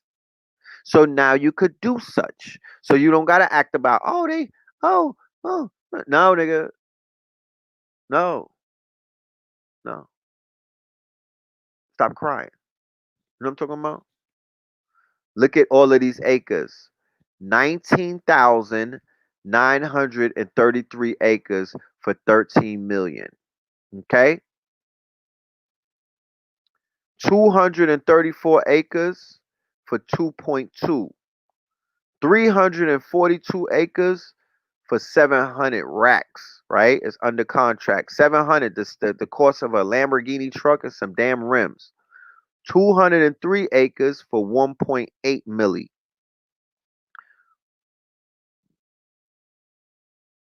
One, no, I don't even know how many acres that is. 149.34 acres for 3.1. 1,961.04 acres for 4 milli. 200 acres for 999,000. 936 for 5, right? Look at these people getting mad bread off of our people's land. They just flinging land, right? They just flinging mad land on you niggas. 46 acres for 198 racks. That's the same price you niggas is buying houses for, right? People buying houses for 198. Well, guess what, Einstein? You could have got 48. You could have been stunting like your daddy. You could have got 46 acres and built you 46 houses on each acre. What is the yearly tax on that? Why don't you go to landwatch.com, my friend, and you do the research and get back to us because I don't know showing listings. Look, there's mad listings. Let's just jump to 12. 335 for 1.6, 265 for 1.4, 480 for 3.6, 265. Come on now. It goes on and on and on. And remember, y'all wanted to get beachfront. So this is the waterfront, right? These are waterfront land. Let's go from low to high, right? No, let's go from high to low on the acres. Look at that. Somebody call up Dr. Claude Anderson and tell him, let me hold something. Somebody Tariq Nasheed in him and tell him, fam, let me hold something. Put your money up, right? Put it in a pot. You know what I'm talking about? Let's holler at one of the rappers. Or let's holler at one of the labels that got the rappers because they got the money to label, right? It's not about the management, it's about the management, not the talent. So the label that's robbing the rappers, that's raping the rappers, they got more of the lion's share than the rapper could ever have. Yo, what up? We're getting some land, fam. Right? So this is the big leagues right here. But I was gonna start from the bottom up, but I'm not a bottom up person. You know what I'm talking about? I'm not a bottom feeder, and we don't work from the bottoms up. We go from the top down. So we're gonna go from the acreage high to low. I want to see what's the maximum that's out there, right? 420,000 acres. Come on, man. 420,000 acres. Go smoke you something. Go drink you some tea. Do whatever you got to do. Get your mind, right? Where my brewha's at. Go get you a brew. Get your mind right and get to visualizing. Go sit on top of your project roof or something. Go get to visualizing you living on 420,000 acres. Please go and do it because you can visualize. You could be that. You could make that a reality. You could see it in your mind's eye. I promise you. I promise you. All facts. Nothing is out of our reach. I could show you how to make 300 million, 1,000 of us in 6 months' time. We could do it with 3,000 of us. We could do it. We could do it with Susus. We could do it with the crypto. We could do it with the PPP check. I mean, we could do it. We could do it. It is not hard at all. It is a numbers game. We could run it up. Okay? Trust.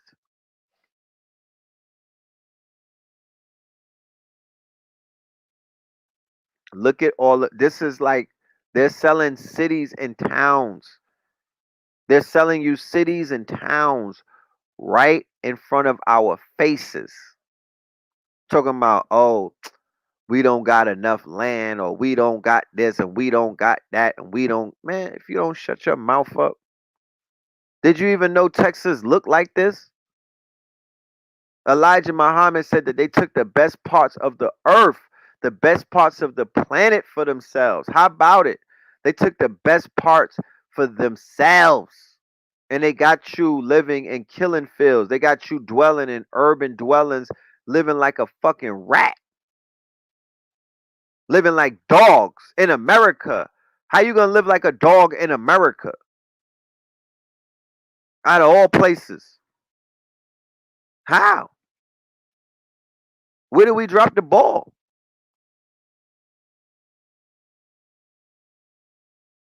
Where did we drop the ball? Look, there's a liquidation for 3 acres. They only want 12 racks, man. Look, we was chilling, right? This is in North Carolina, right? North Carolina, 3 acres. They want 12 racks. Somebody go send them a cash app right now. Go send these niggas a 12,000 cash app right now. That's not hard. 12,000. I know people to send 12,000 in their cash app. They're gonna blow 12 racks right now in the strip club. Facts.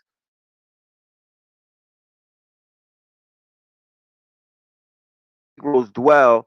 12 racks is in bottle service. 12 racks is getting tossed.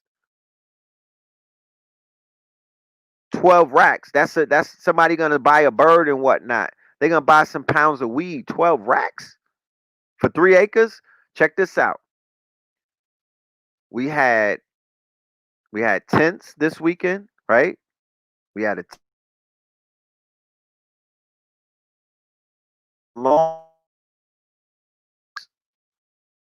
They had their cars parked up, right?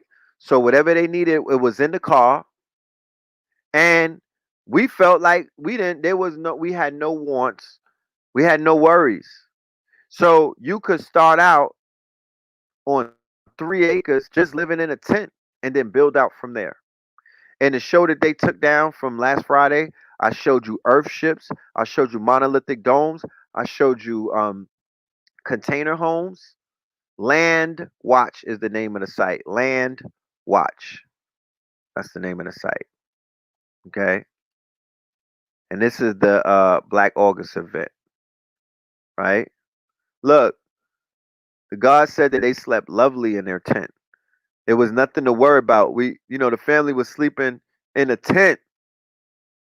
There was nothing to worry about. Like, so I'm just saying that to say that you could secure acres and you could build from that one point there. Like, you could start with 3 acres and then it could turn into 30 acres. You get a team of day traders. You get a team of forexers, and y'all start cooking, and y'all hit a lick. You know what I mean? You get lucky. You set up altars. You're in nature. You tap into the nature of things. You get on some psilocybins and you manifest those millions more of dollars that you need. Because that's how it works. It's gonna come from your mind's eye. You dig? So here goes some auctions. These are auctions. Let me show you.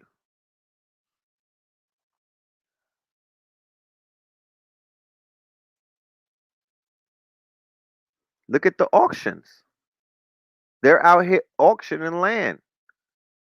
Look at the showcase properties. So it ain't even about having all. You could auction it and then put the super pressure on anybody that's auctioning. Like, yo, you don't want to bet again, right?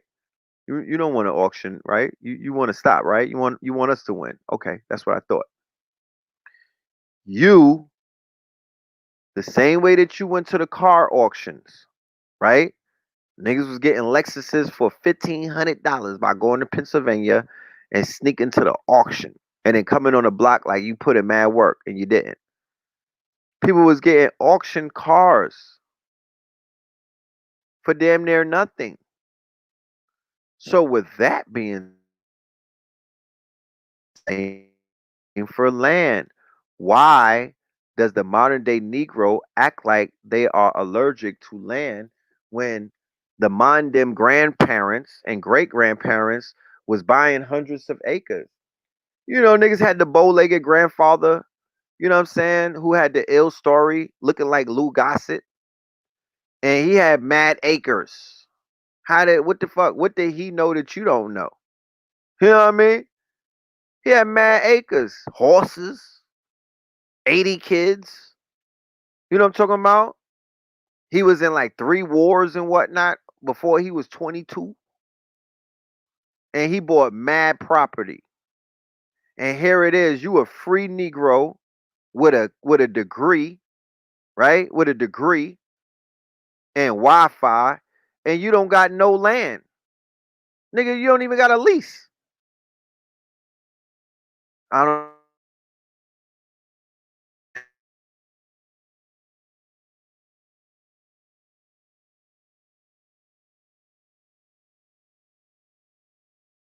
kill 3 white people. You know what I'm saying? He you World War and gold barrels. He that you're not doing.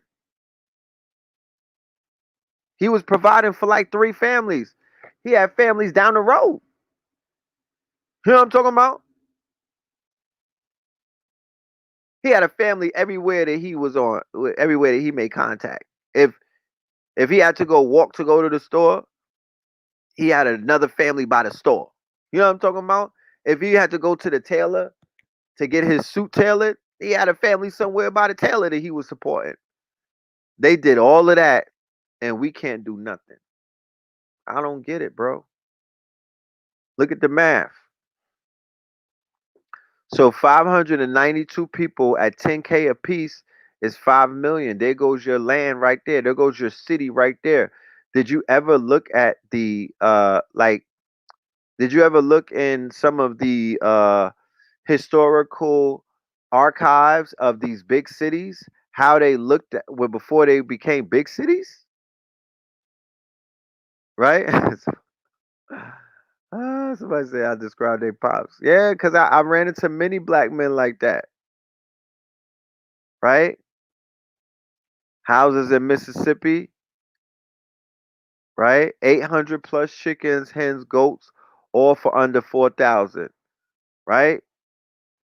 So, yeah, run to your acres during the next outbreak. You have private property. You have a militia surrounding that property. You have drones. You got technology. You have agreements with the quote unquote sheriff and other law enforcement that you know that y'all have some type of understanding where they just can't run down on you and they can't come on your land. You could, you know what I mean? You could fly out and do your business and then fly back in. You have manufacturing on that land. You have agriculture. Like Kanye has manufacturing in Wyoming where they're making sneakers and they're selling it to the world and he doesn't have to worry about living other places. He don't got to worry about being in the city. He's on 400 plus acres. So let's just go back to the auctions. Let's breeze by the auctions, right? These are all auctions for 7,000 acres, 158 acres, 160 acres, right? Land for sale. Let's go to another state, Georgia. Most people are from Georgia, right? Farms and ranches, right? Here goes the farms and ranches. 26 million. 423 acres for 67 for 6,700 for $676,000. 18 acres for 720 racks. 240 acres for 499 racks, right? 21 acres for 5 million, right? And remember, some of these states, marijuana is about to be legalized. Hemp, mushrooms, all of these crops. So if you buy farmland right now before the legalization process, you're going to get it for a lot cheaper than you would if you hop on it after the quote unquote crops get legalized. The city lights are mesmerizing. Shit, build your own city lights around your spot. You know what I mean? You could build your own city lights. You could have them as like solar powered and whatnot. You could light up like the city. If you want a skyline, build a fake skyline on your land. 1 acre of land could produce 1,200 pounds of cotton in a year. Look at that.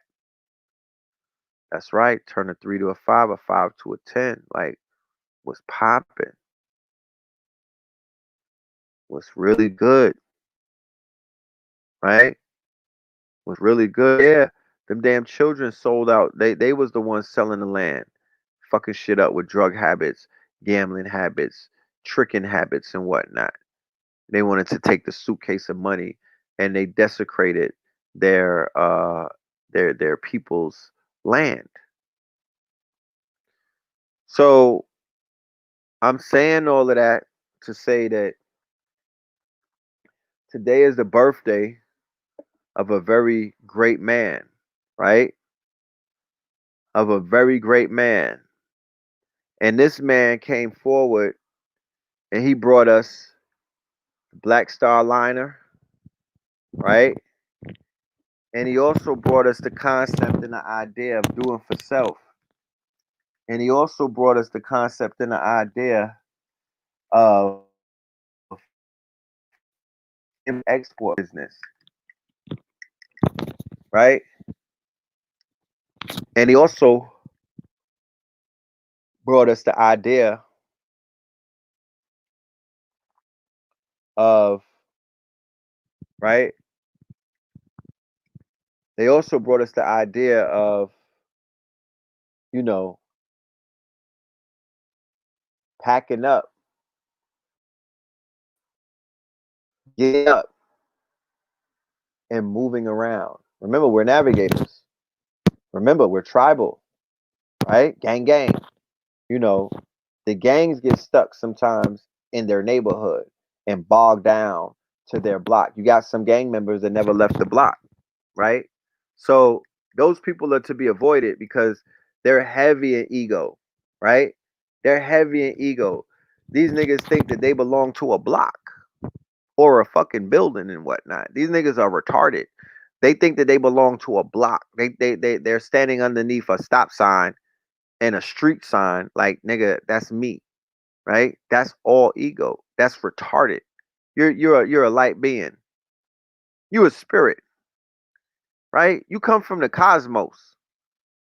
You don't even have a name in the cosmos. What the fuck are you talking about? You know what I'm talking about? You never left your block. You're banging for your block. You know what I mean? The only people that's safe is the post office man and the caseworkers, but everybody else is banned from your building that you're gonna terrorize them and stuff like that. That's all ego. That's a sick mind. Versus an individual who is not centered and labeled where you're calling yourself your block or your building or even your state. Yo, I'm this or I'm a New Yorker or I'm a Mississippian or I'm an Alabamian. All of this stuff. Not realizing we're none of that.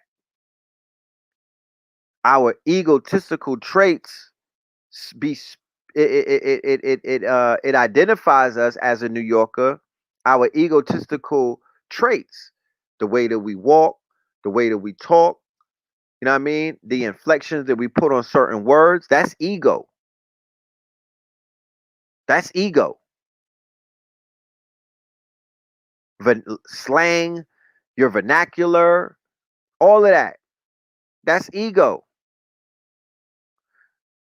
What's not ego is when you just accept the fact that you're none of that. And you travel the world and you have experiences. And in that experience, you even travel to outer worlds or inner worlds. You're such a traveler that you know that there's no limits in this world. This world is everlasting. everlasting, right? So as a navigator, you're navigating, and even, you know, at a certain jump point, right? So we know that we're not bogged down.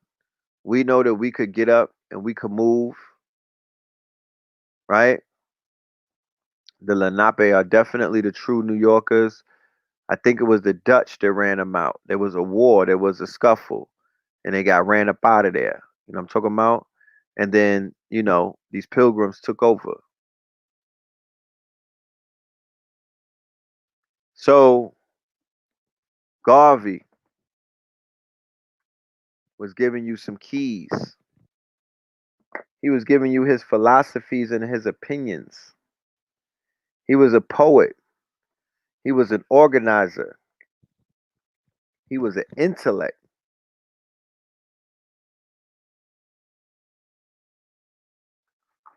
I highly suggest this quote unquote school season that's coming up where the children are going to be homeschooled. I highly suggest that you teach them or you read from to them from this book, or you have them read this book from front to cover because it's an easy read. You know what I'm talking about? The Lenape covered New York, New Jersey, Pennsylvania, Delaware, and migrated to Oklahoma. They built some of the Black Wall Street. Yes, they were part of Black Wall Street. They're in Delaware. A lot of them are in Delaware. Shout out to Turtle Gang. My brother Turtle Gang was one of the brothers who did extensive research. He is a Lenape. He told me that we're Lenape. Um, but yeah, the Lenape tribe is to be studied extensively when you want to deal with the history in these cities and whatnot. What are my top three location choices for the new black city? It would have to be somewhere on southern soil, anywhere between Charleston and Georgia, anywhere in the Chesapeake area, and then anywhere in the New Orleans, between New Orleans and Mississippi. Like Texas, New Orleans, Mississippi, in that area right there, the mound building civilization. And then, boom, Georgia, that aspect of Georgia and the Carolinas, and those areas, those wooded areas, that enchanted forest, and then over there in the quote unquote Chesapeake area, I would build out over there.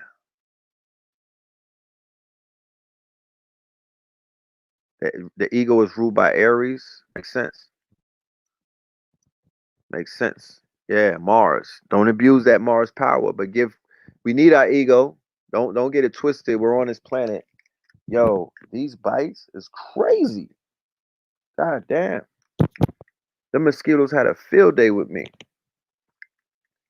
Um, and it didn't come from Florida because the dragonflies, they was eating the mosquitoes. I got this when I came off the plane. You know, how could you prevent another pale invasion? First of all, by not thinking about a pale invasion and giving it no power. Second of all, I said it already. You bring forward your militia. Your militia stands ground. Your militia don't eat uh, processed food. Your militia don't fornicate. Your militia don't run around drinking Hennessy all day. Your militia don't smoke crack, right? That's not what your militia does. Your militia has discipline. Your militia is disciplined like the NOI or the Fruit of Islam for that matter, right?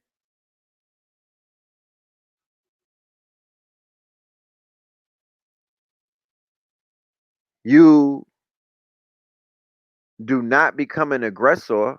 You don't become arrogant. You don't indulge in any kind of criminal activity, right? You don't indulge in any criminal activity, and you don't become an aggressor to your neighbors, right? You cannot destroy the ego by with DMT. You could go through what is known as the ego death, but anybody that been on a DMT trip, you know your ego dies, but it comes right back, right? Your ego dies and it comes right back. You're not gonna kill your ego.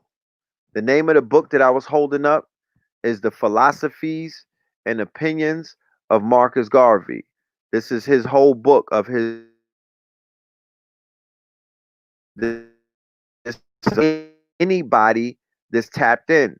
DTR 360 is the name of the website where you could get it from, right? This is also a must read. Guns, Germs, and Steel, Jared Diamond. So you have to be highly, highly trained. It can't be niggas running the militia, right?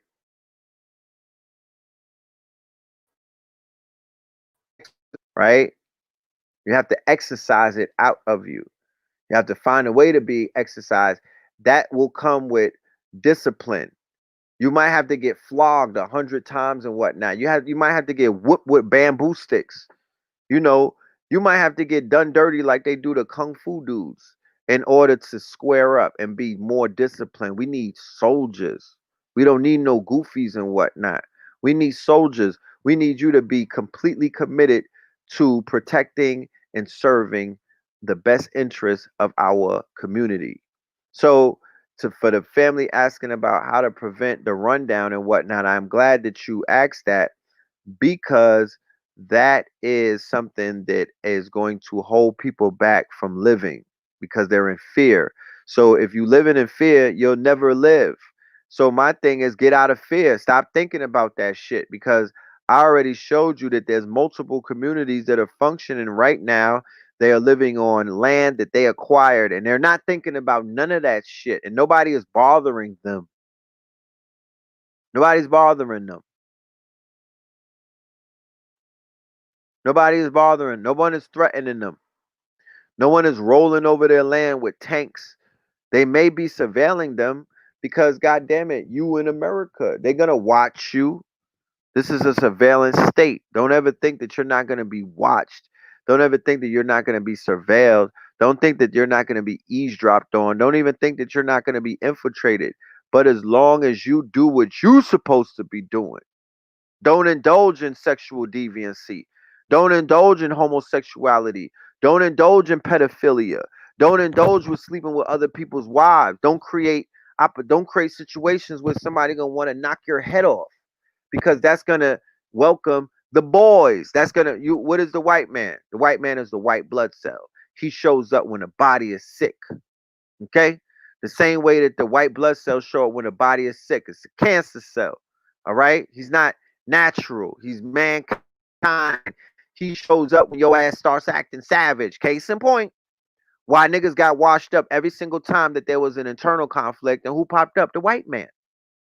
The Moors was banging on each other. Who popped up? The white man. The Indians, the Confederacies was banging on each other. Who popped up? The white man. Niggas in these gangs is banging on each other. Who popped up? The white man. White blood cells. You was in your neighborhood living in filth. Who popped up? The white man. Right? The European, the pilgrim, mankind, the white blood cell. Somebody said we can't forget Black Wall Street. Well, goddamn it, go to Black Wall Street. Talking about we can't forget it. Fuck is you saying? Nobody's asking you to forget anything. But if you remember it so much, if it's so much on your mind, go to the goddamn nursing home and start popping them white people upside their head. Up there in Oklahoma, if you remember it so much, go put in some work and stop dangling this fucking fear carrot in front of us. We don't want. I don't want to talk about that. They showed you the shit on HBO on the first episode of Watchmen. And if niggas really cared about Black Wall Street, they would have tore this bitch up the next morning. Niggas didn't say nothing. Hollywood didn't say nothing. Niggas in Paris didn't say nothing. Niggas in America didn't say nothing. And they showed it to you in the first episode of The Watchmen. They showed you the carnage. And niggas didn't say nothing. They was like, oh, that was lit. Come on, man. I don't want to talk. Stop. You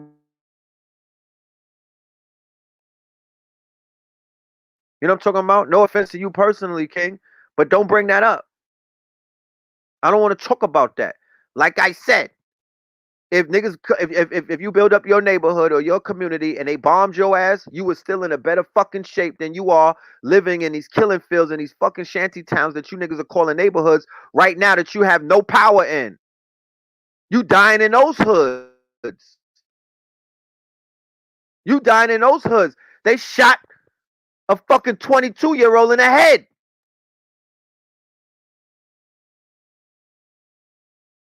So I don't want to talk. Stop bringing that shit up. Like I said, they drilling in Chicago. They drilling in Brooklyn. Niggas is dying in their fucking piss and in their shit. All right? In pools of blood in front of mad people. They running around. They shot a fucking baby in Bed-Stuy, 1-year-old at a fucking barbecue. Are you talking about Black Wall Street?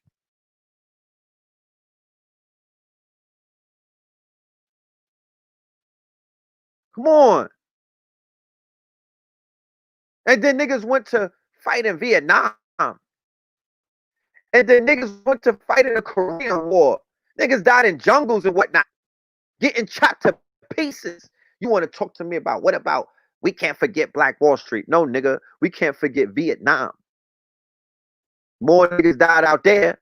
We can't forget fucking Iraq. You niggas went to go fucking rescue Uncle Sam.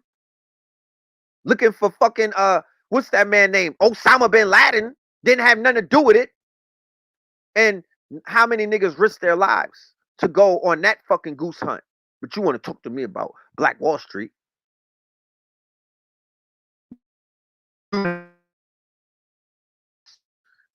But you went to Bangladesh and you went all around the world capping for this white man, for Joe Biden, Joe Biden and them. I don't want to talk about that. Don't talk to me about that right now, fam. Real talk.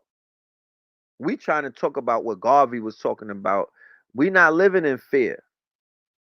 If somebody destroys our community for building, if we build up a community and the bitch get destroyed, who the fuck cares? They said in the Matrix that shit resetted itself 6 times, nigga. You rebuilt because when they destroyed Black Wall Street, do you know that they built that bitch back up? And do you know how that shit died again? Niggas killed it because they start letting niggas go across the track and shop in the white area. It's unloyal, ungrateful, knuckle dragging ass niggas. They went ahead and killed Black Wall Street the second time around. Why don't you talk about that part? Why don't you talk about the fact that black people thought that white ice was colder? You know what I'm talking about?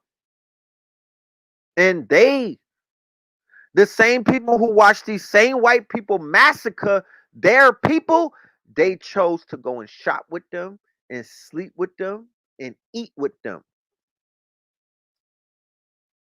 I don't want to keep using profanity, but I got a lot to say about what the hell that's about. So stop talking about what happened. Who the fuck planted that fear factor in your brain? You don't want no smoke because if you did, you would go and handle the people who handled our people. Fuck it, go and handle their children because they living off of the work that their ancestors put in. So why don't you go and do a citizen's arrest? Go into the group home with one of these old crackers where their teeth is falling. They sitting there planning their own feces and whatnot. Take a fucking bat, go inside of the nursing home and deliver some justice. You know what I'm talking about? And yeah, and in Wilmington too, where they massacred our people. Go into Rosewood. You watched all the movies.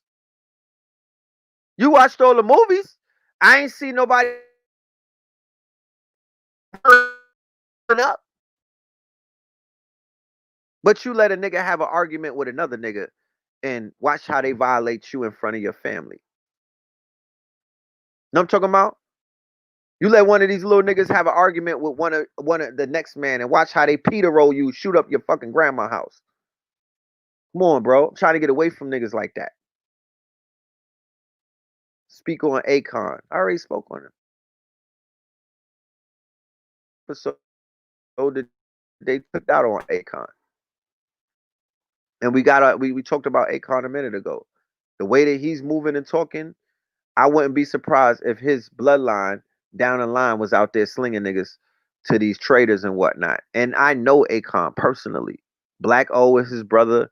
Me and Black O was in Atlanta running together for years. Abu, you know what I mean? That's my guy. Black O, that is. And I know Akon. Like, I don't know what the fuck is going on with Akon right now. I have no idea. You know what I'm talking about? I have no idea. But I know that he definitely let me down when I heard the shit that he was talking. I'm like, what the hell? The arrogance. The arrogance from a culture that clearly held you up over these years, bro.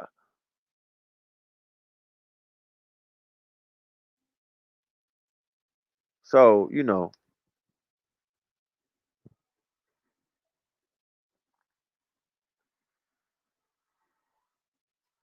the I could be on the show all night reading from Marcus Garvey's book, but I'm not. I'm charging you to go on Google, right? And just pull this up. It's free online. If you want a cheat code, if you don't feel like breaking bread, pull it up and read it yourself. You know what I'm talking about? It's poetry. It is music to your ears. I remember when I first read it, I felt I felt power on top of power. Real talk. This was many, many moons ago.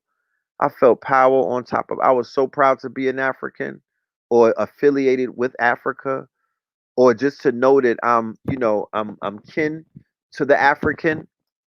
I felt powerful. It gave me back something that was removed from me by falsehoods and propaganda. Right?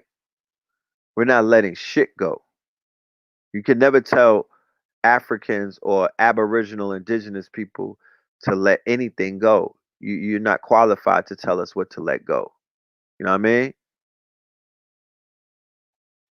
You're not qualified to tell us what to let go because they still got a hold of our necks. They still got a foot on our neck to a degree.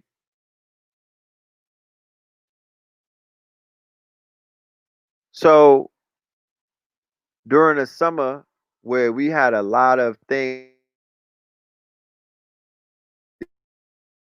we were on the road. We were on our way, right? We were on that train. And then that train got derailed by deraying them, right? That train got derailed by D-Ray, McKinnison, and Black Lives Matter, and all of the other bussies with attitudes, right? Ho Biden, Kamala, all of these democrats. Cardi B, Barty B, Meg the Stallion, everybody's in cohorts with the great distraction. And the train that we were on has been derailed. There's no more train. We're not having the conversation. We're not on the way. We're not on that road to have the conversation that we were attempting to have in early June.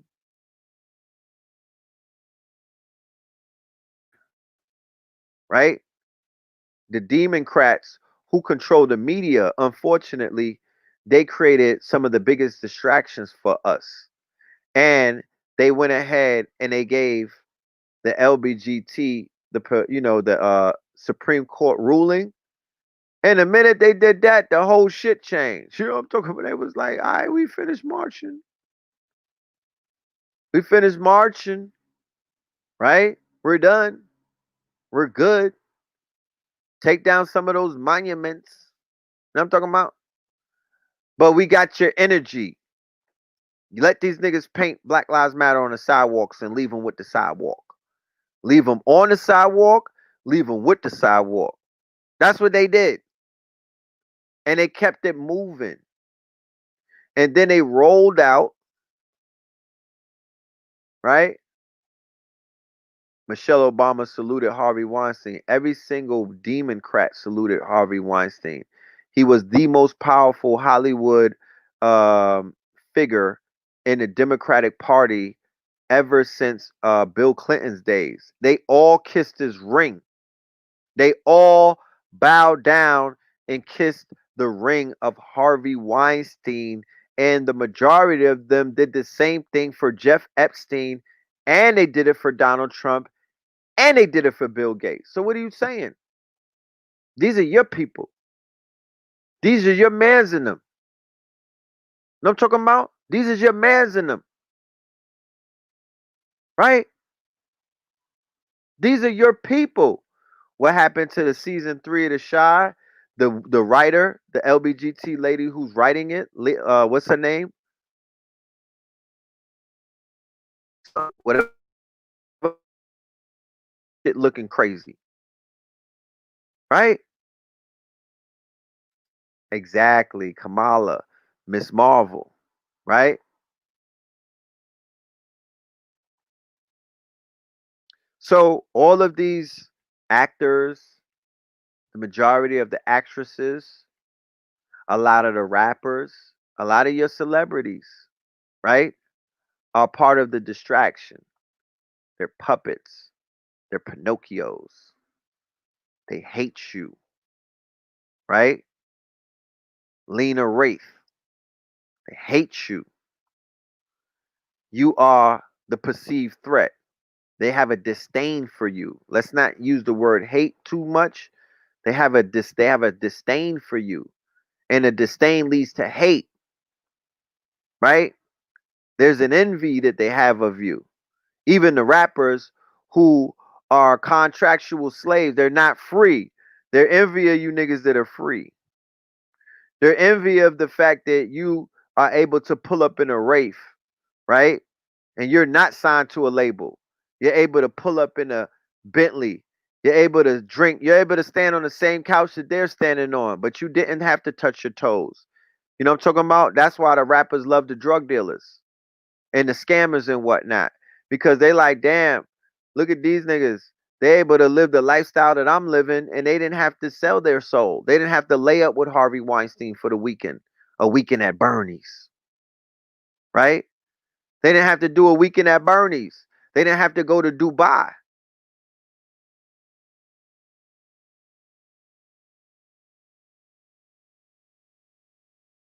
Your detriment benefits them, right? It's almost like the real estate agents who benefit off of your neighborhood going into despair, right? That is how the rappers are moving. The more despair that you're in, the more they are rewarded. Somebody said most rappers. I say all of them are.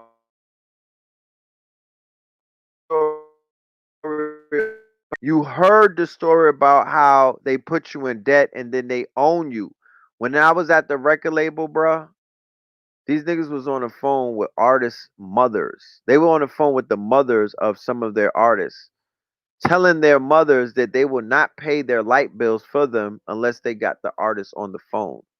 The labels are controlling these niggas' utility bills.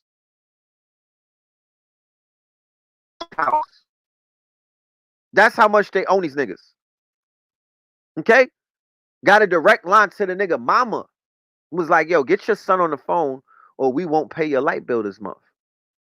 Right? Vassals of the state, welfare state, people who need somebody to hold them up. Right? How are they going to treat you if you are a vassal? How are they going to treat people who can't feed themselves, who can't pay their own bills? You are a child. You are a child. You're a minor. You sitting on someone's lap. You will not be respected in this world. I'm sorry. I'm sorry.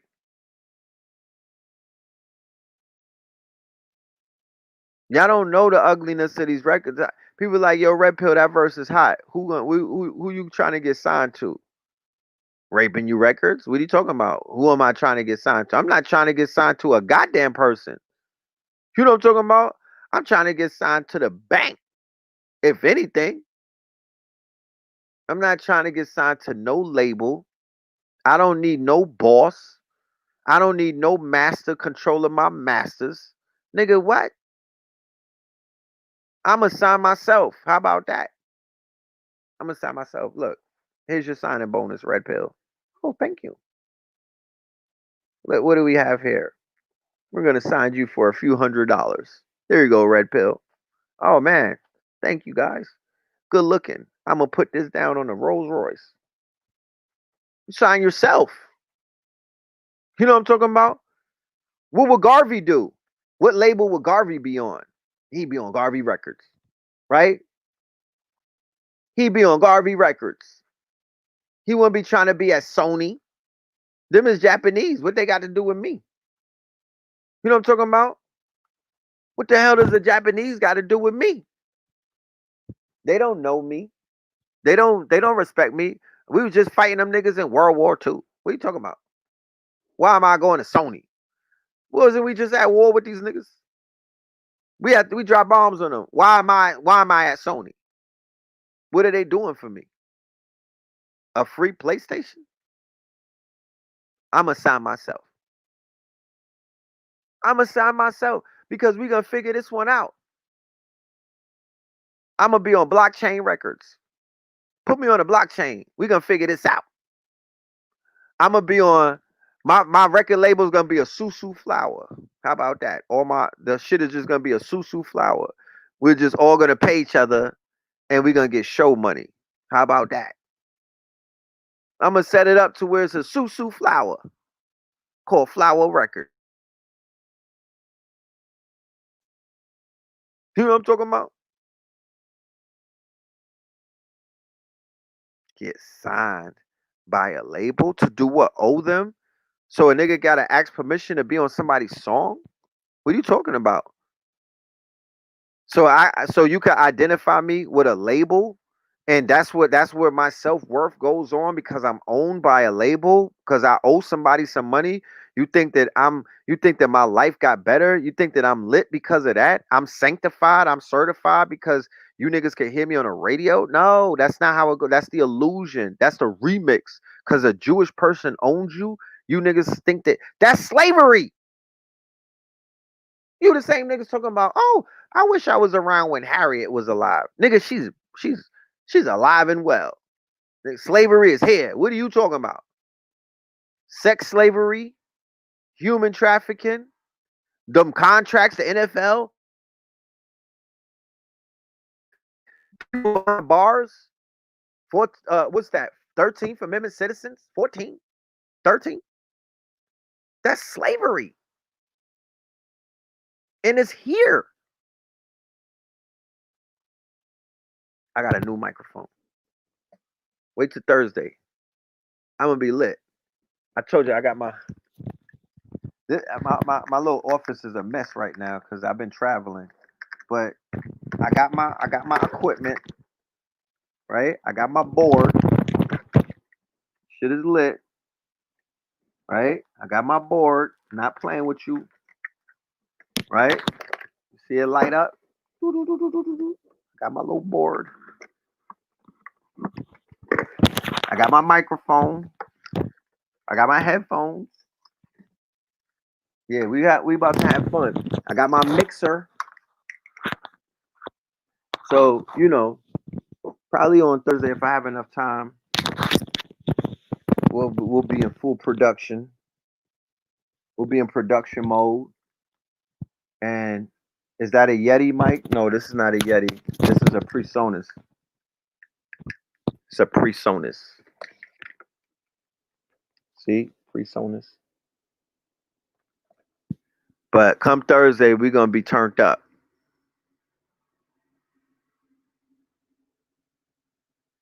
You got an 18-year-old. Oh, book me for a consultation. Book me for a consultation. Here's my email. I'll give your son a consultation and I will walk him through the business. I'll walk him through the business. So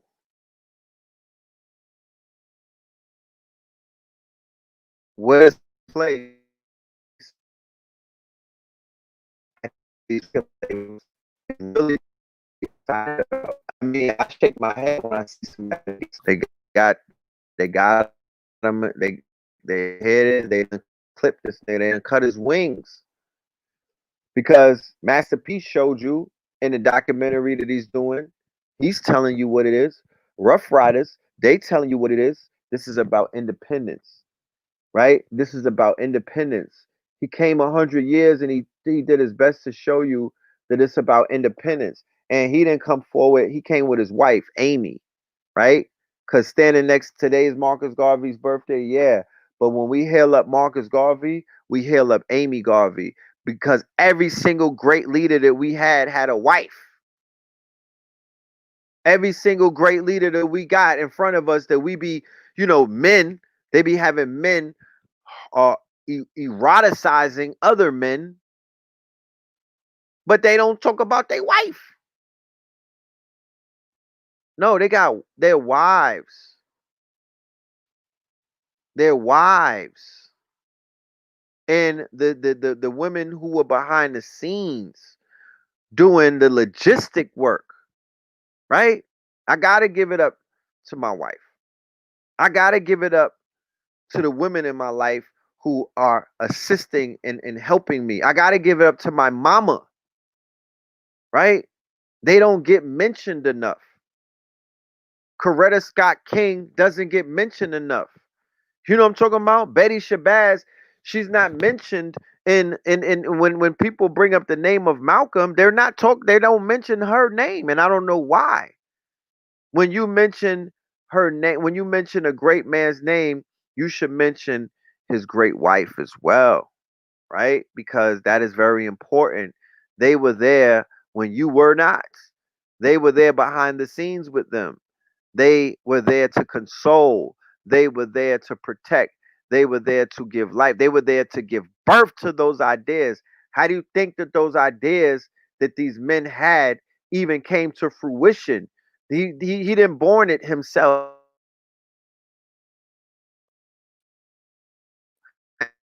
They believed in him so much men's lofty ideas to fruition. Okay? So, yeah, man. Yeah. They're women, their wives, and their mamas, right, are very important. We check. They are the most coveted piece. And like I said earlier, the woman is the booty of war. So these peckerwoods be trying to get at your woman, especially at the job site, right? They're women, the carries of Sex in the City fame, they get at your woman. The Gloria Steinems, they get at the black woman. They get at your mama. They get at your baby mama. They get at your wives, your sisters, and they sow seeds of discord. That's what they do. They try to separate them from the chessboard, from the king on the chessboard. That's what they do because the queen could go anywhere. So you got queens in a dungeon chilling with the dungeon family. You got queens in a swingers club swinging with the swingers. You got the sisters ghetto gagger. They out there with the ghetto gaggers. You got sisters in corporate America. You got sisters chilling with Kamala, trying to figure out if she's a sister or not. Women are everywhere. They had women in the fucking basement of NASA helping white people go to space. How about it? Calling them computers. Hidden figures. To be honest with you, that's treason. You know what I'm talking about? And depending on how you look at it, nigga, that's treason. Oh, you helped the white boys leave the planet? All right, hold on. Hold this. Rah! Right? Where's 504 in? Bow. That's Treason. You're not supposed to teach them how to leave the planet, ma. Right? They wasn't allowed to leave the planet, beloved. The same way when the Moors was on them ships with them, that was treason. And I'm talking about that was treason. You're not, nigga, take the knife to your throat, bruh. Die on your sword. Don't teach them how to fucking sail over here, nigga, because this is paradise. And then they helped them come over here, and these niggas came over here and wreck shit. Yeah, Pocahontas, nigga, that's a op. So these white women, these white men, these Asian women, these Asian men, these gay men, right? These gay women, these all of these people is in your woman's ear, right? Because she's everywhere and you're never there. She's places where you're not. She is the queen piece on the chessboard. You're gonna find a black woman in places where you're never gonna find a black man. Facts. Talk black to me. Go and travel and you'll see what I'm talking about. They in them airports in the international section. Niggas is not going to Dubai like that. Maybe Loon. Niggas is not.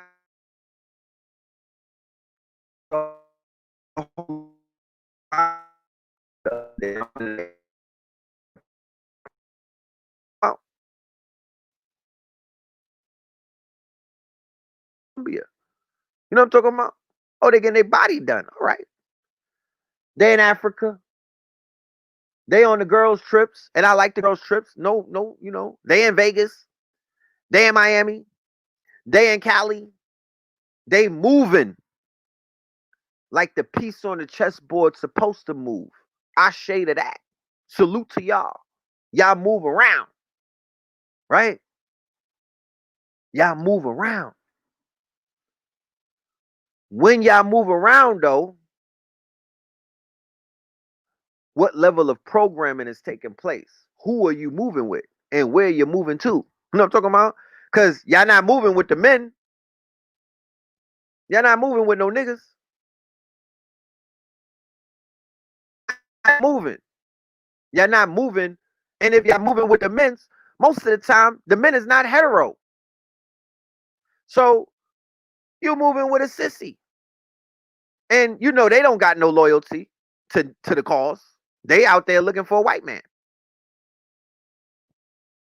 Know what I'm talking about?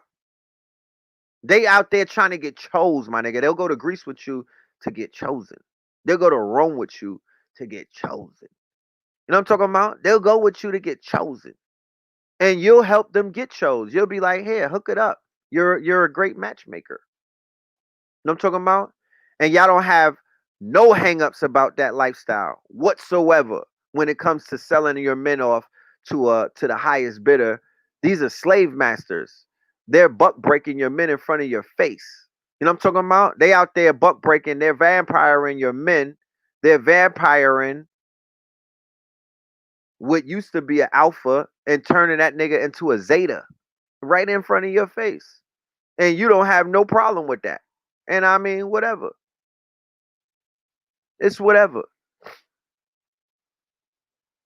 Because I know no group of men is going to hand their woman off to nobody if they real men. You're not coming with me to Spain and I'm going to let you rock with a Spaniard. That's not happening on my watch. You know what I'm talking about? You're going to stay in Spain if you're going to do that. I'm not handing you off to no white man. I'm not handing you off to another woman. I'm not handing you off to nobody. I'm holding you down. And we're going to turn up together. We'll have fun. We'll have great experiences. But I'm not just going to let you rock out.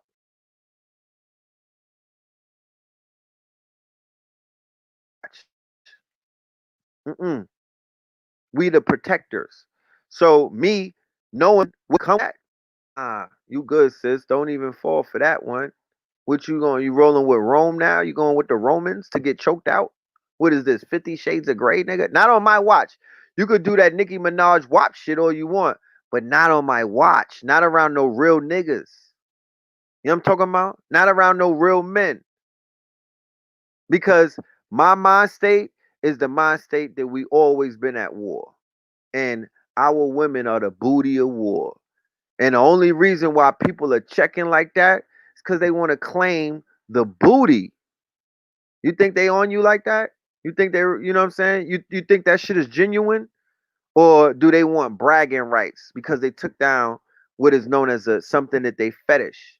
Or they took down a woman who used to be off limits to them for centuries. You could not touch our woman back in the days like that. They were, you get your hands chopped off.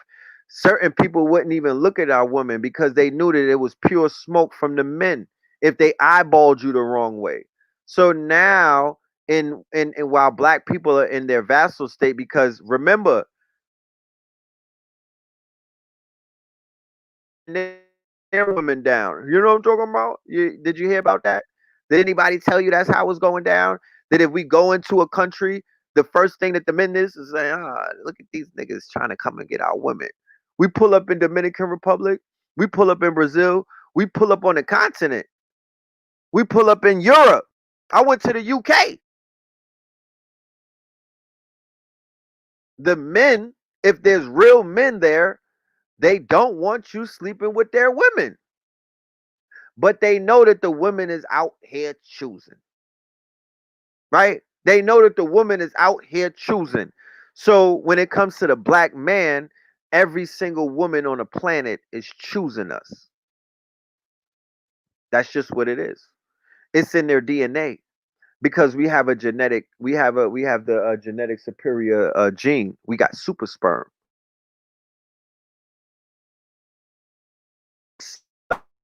In other places, it's not subtle.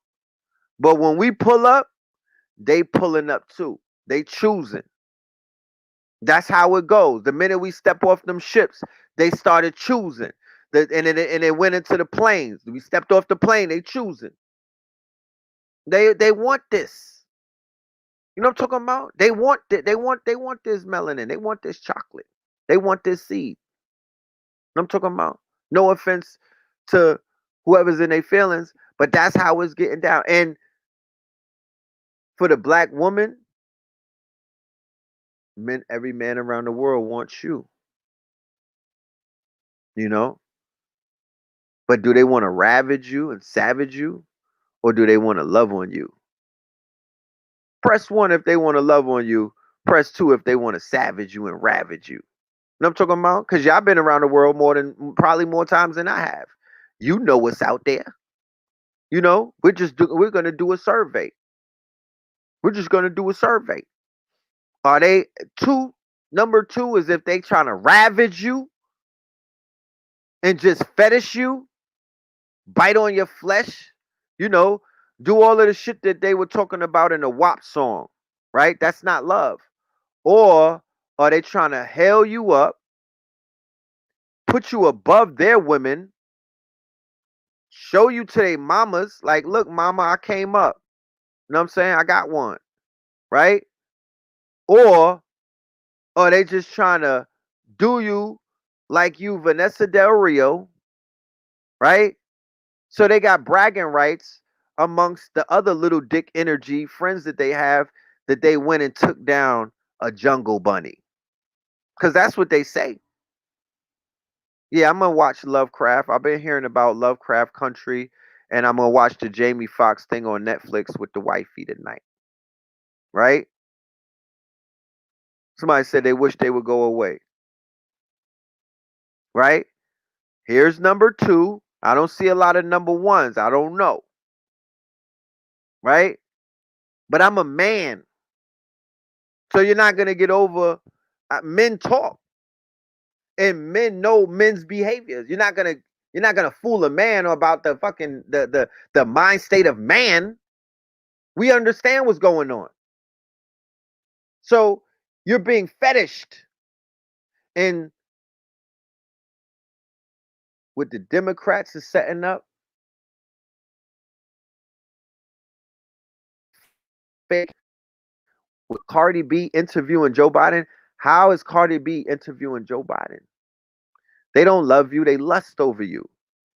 They don't love you, they lust over you. So in a world where they want your men to be dead, they would rather us be dead so they could lust over you and get away with violating you, right? Because they're like, yo, them niggas is doing it to their own women, so why we can't do it? That's the mentality. That's the mentality. They're like, yo, look at what these niggas is doing to their own women. Why we can't do it? Look, this is the Elle magazine, the magazine that a lot of women put stock into, right? So this magazine could fuck up your mind with the quote unquote, with the European beauty standards. Everybody, every woman bathroom that I go into when I'm taking a number two, I gotta look at the they trying to let me see what they're doing this month to put our women underneath a spell. And lo and behold, every single month is some shit where these people are trying to make you more savage than them. So now Elle magazine said it's the remix presenting Cardi B and Joey B, the collaboration you didn't see coming.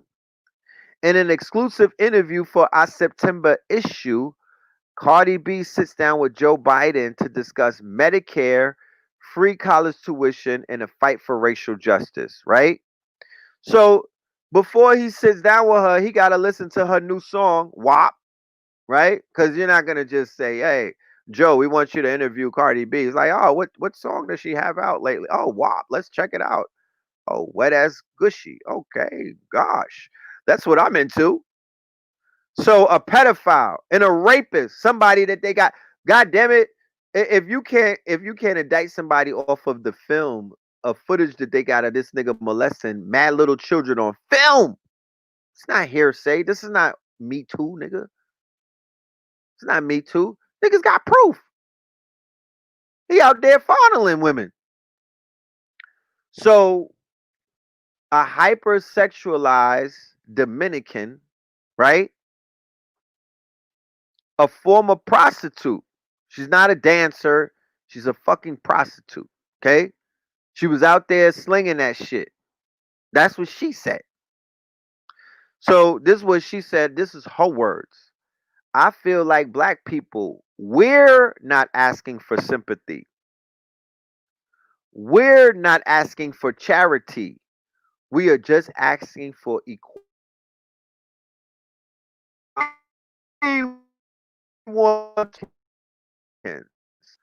Sleep with dogs. Americans eat other people. Americans had sex farms. Americans raped a whole continent, right? That's what the American that she said she want to be equal, right, to Joe Biden people.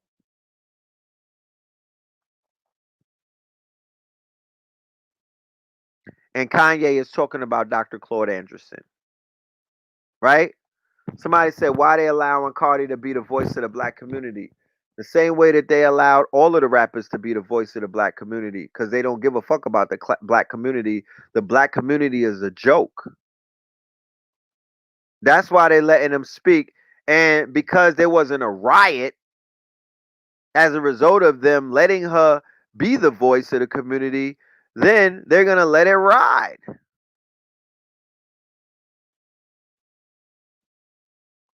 You know what I'm saying? That's why they're doing that. And the babies see that.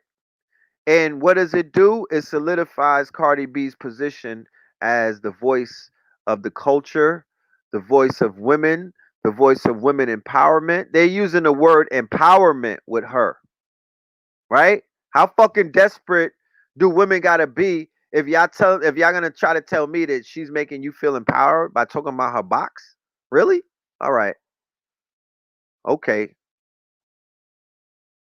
Okay. That's what we doing? All right. Because everything is about cause and effect. So if that's the decision that you make, there's gonna be an effect to that. This is the effect. You was like, yo, she empowers us. Shit. There's the effect. There you go. She's empowered now. She's interviewing Joe Biden and calling, and she's not talking about reparations. She's not talking about sovereignty. She's not talking about uh any type of redistribution of the wealth. She's not talking about nothing that they were talking about a few months ago. She's talking about equality, bro. There is no fucking equality. These people that can't even stand in the sun. You talking about equality? Equal with who? Equal with who? Equal with who? You niggas is still trying to drink at the same water fountain. That's equality. Equal with who? I just want to get paid the same amount of money that you get paid. Oh, but you also want to do some of the things that they do behind closed doors, because if you want positions of power that they're in, and you got to give it up to the same gods that they give it up to, and you got to participate in the same rituals they participate in, because you think that they're in a church praying all motherfucking day. No, nigga, they're in a confessional booth getting lit. You know what I'm talking about? Turning up. They're in the catacombs of the Vatican, nigga, drilling. How about that? They out there drilling babies. That's what they're doing. So if you want to be equal with a Luciferian, if you want to be equal with a vampire, if you want to be equal with a child rapist, if you want to be equal with a pedophile, with somebody who sleeps with, they lay down with German shepherds. Yeah, all right. Yeah, all right. You don't know who you are if you say some stupid shit like that. Equality? No, no. I don't want no equality. I need you niggas to go back to Europe. You know what I'm talking about?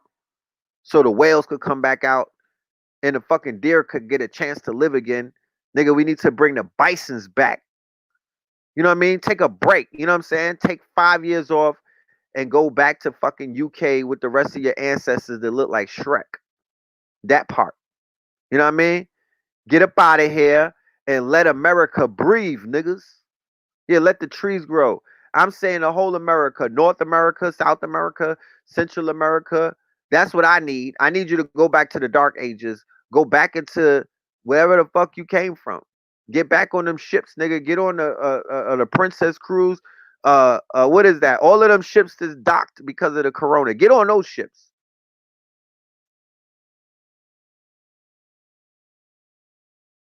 You see all of that land that I showed you earlier that they were selling? Yeah, I want that. Talk about equality. No, nigga, give me my land and stop trying to sell it. No, they do look like Shrek. I was in the UK, I promise you. We was in Leeds. We went to Birmingham. We went to Croydon. We was in a few places. And these niggas look like extras from Shrek. You know when you be watching the medieval movies, bro, where do you think they found them people at? They're in Europe. They're right there in Europe looking crazy. The European is not the same as the European over here. I need you to know that. They're completely different. You know what I'm saying? The same way that the black people from the UK, they have a different disposition than niggas in over here. Niggas in Paris is not the same as black people in America. And you could see it in their demeanor.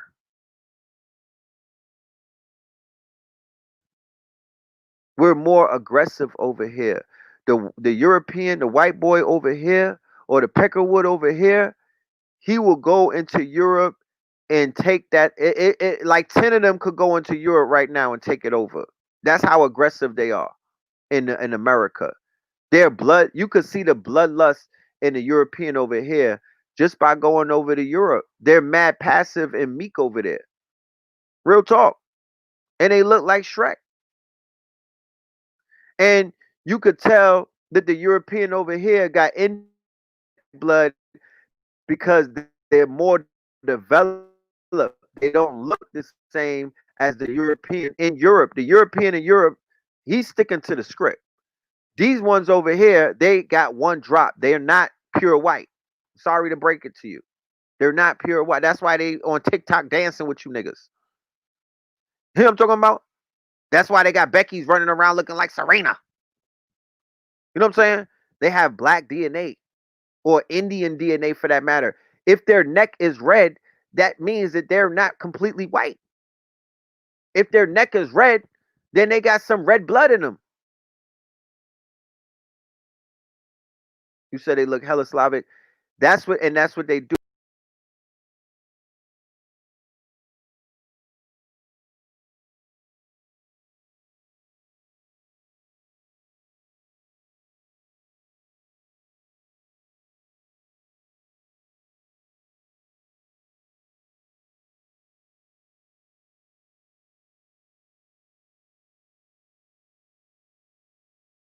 I don't know what just happened. I don't know what just. I might have hit a nerve on YouTube. Shrek is a Neanderthal. Yeah. That's why they made that cartoon. They want to show you. They're not hiding it. You know what I'm talking about? Yeah, let them spit. You too. I'm going in. But what they do when they sleep with black women, they change. They change. It's like Spider-Man 3 when he had on the Venom suit. He got some more bop in his step. He gets some bop in his step. That's what they be doing. They get bop in their step by doing what? By diving in the deep ocean. You know what I'm talking about? By being bathed in that melanin. It evolved them. It leveled them up. You know what I'm talking about? Like when you're dealing with the Jew, for a Jew, it's to bet a black woman. That's when they get cool and whatnot. That's how they get cool. Yeah, melanin WAP. They want to get in your WAP house. That's why every single you got TMZ, you got all of the white publications hailing up Cardi B and them. They love that shit. You know what I'm talking about? They love it. Melanin is symbiotic. Yeah, so black, I mean, y'all been to college. You seen the white boy who started sleeping with black girls. His whole demeanor changed. He started getting swag. He was swaggerific. You know what I mean? He was getting swaggerific. And they drain, of course they drain you. It's vampire season. What do you think? They're not, if they take from you, they're not giving you nothing back. You know what I mean? Look at the black women that sleep with mad white boys. You hear them. They be sounding like Stacey Dash. You know what I mean? It ain't, they don't sound smarter afterwards. They sound like Candace Owens. She not getting better. I seen her baby picture. She fell off. You know what I'm talking about? They're gonna drain you. They're gonna drain you. You're not getting nothing in return. What do you think, you're gonna get blonde hair or something? What are they gonna give you in return? A better credit score? What do you get in return, sisters? Huh? You're running around trying to sound like Carrie and whatnot. No, cut that out. What are you gonna get in return? A position? Huh? Look at fucking what's her name? What's the tennis player? Venus. No, Serena. Did you hear her talking? I'm like, where's your voice at? Where's your tonality, sis? You know what I'm talking about? He done strip your vocal cords. You don't even sound black no more. Where's that Compton spice at, my sister? There's no seasoning. You know what I mean? Her shit is non-seasoned. So it's like, what do you get? And then when you have a child from them, it almost kills you. It almost kills you. The damn child. Look at the sister from Queen and Slim. I just seen an article. She was in labor for 4 days. She was in labor for 4 days. D.L. Hewley talking trash about Professor Griff.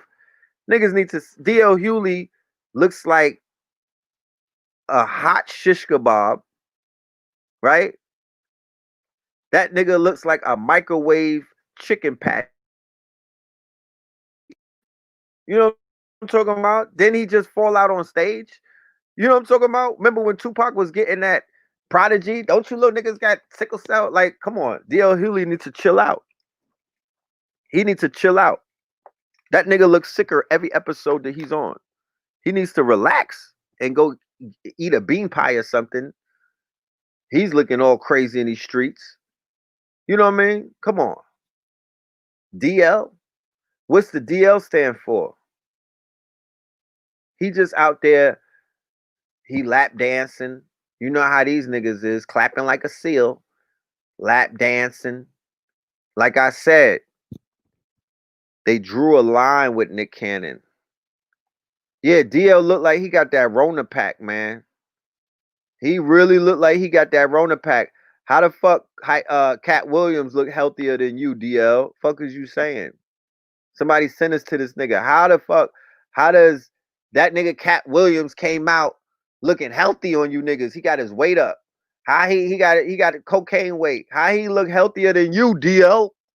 You supposed to be getting money. You know what I mean? He needs to chill. He needs to chill.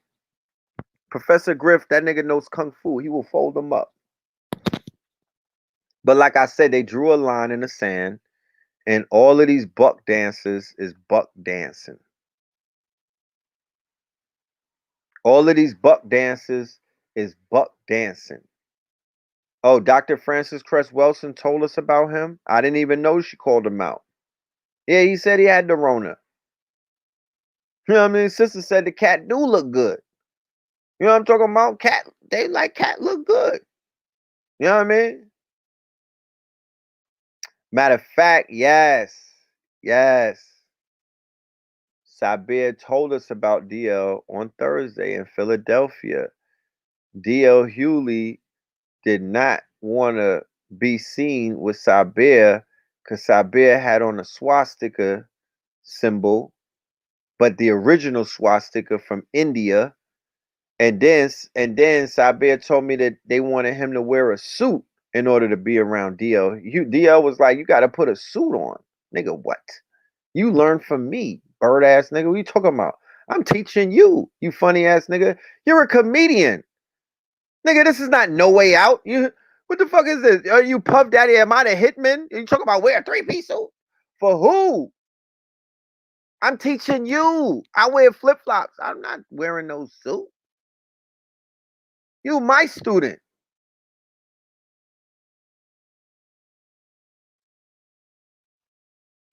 That's that woke shit. That goes back to what I was talking about. The woke jokes, the woke marketplace, they're dangerous. They don't like us. They have disdain in their hearts for the truth seekers and the ones who are standing on their truths because we're making it hard for them to fucking coon and to lap dance these small hats. They're like, you fucking up the money. Stop. Stop. So they think that they're gonna try to shame us into turning into coons, Terry Crews ass niggas, Terry Cloth, very soft. Yeah, the woke industry, they're becoming dangerous. Yeah, and he's not funny anymore. He was funny during Def Comedy Jam when fucking Martin was skinny. Somebody said it's DL Blood. If he's a, that's another L that the Blood's got to take. What are you talking about?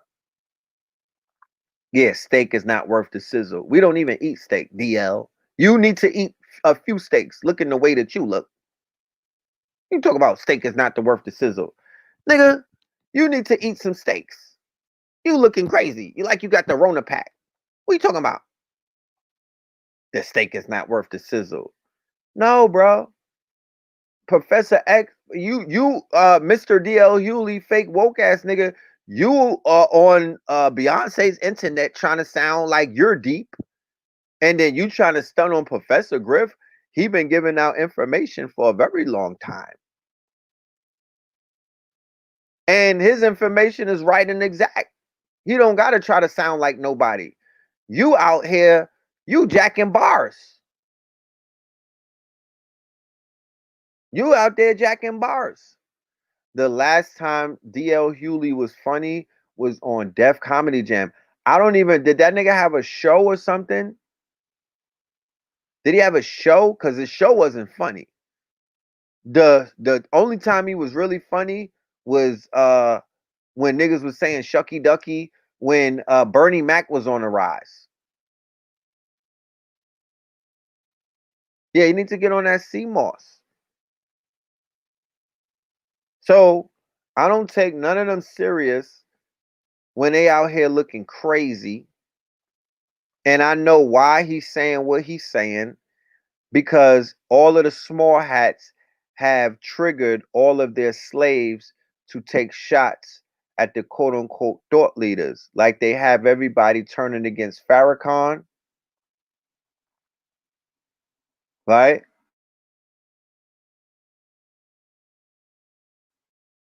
That's what DL said. He wasn't aware that Griff had the history. He wasn't funny in Kings of Comedy to me. That nigga, he wasn't no Bernie Mac.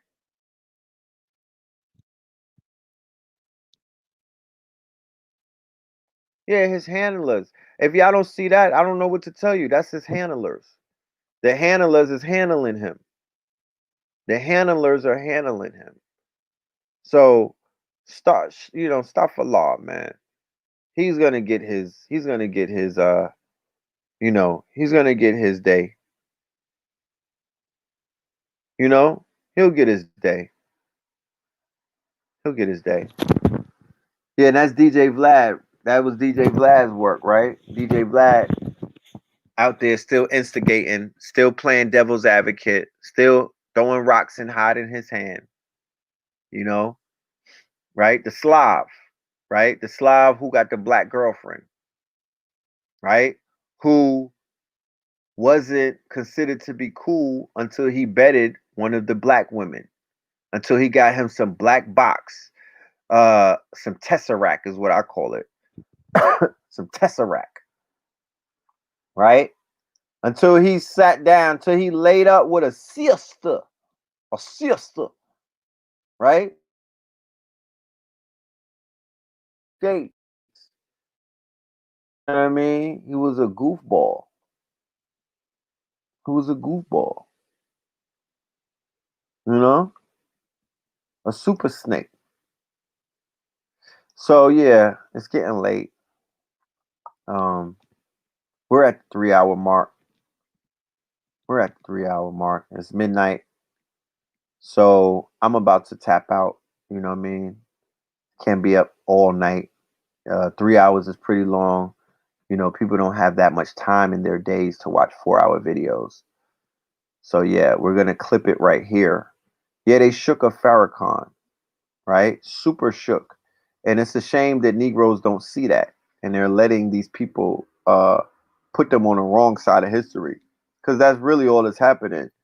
Nigga, my all of you sellouts. Our children are gonna remember you niggas. We're not gonna forget about you. You know what I mean? We're not gonna forgive you either.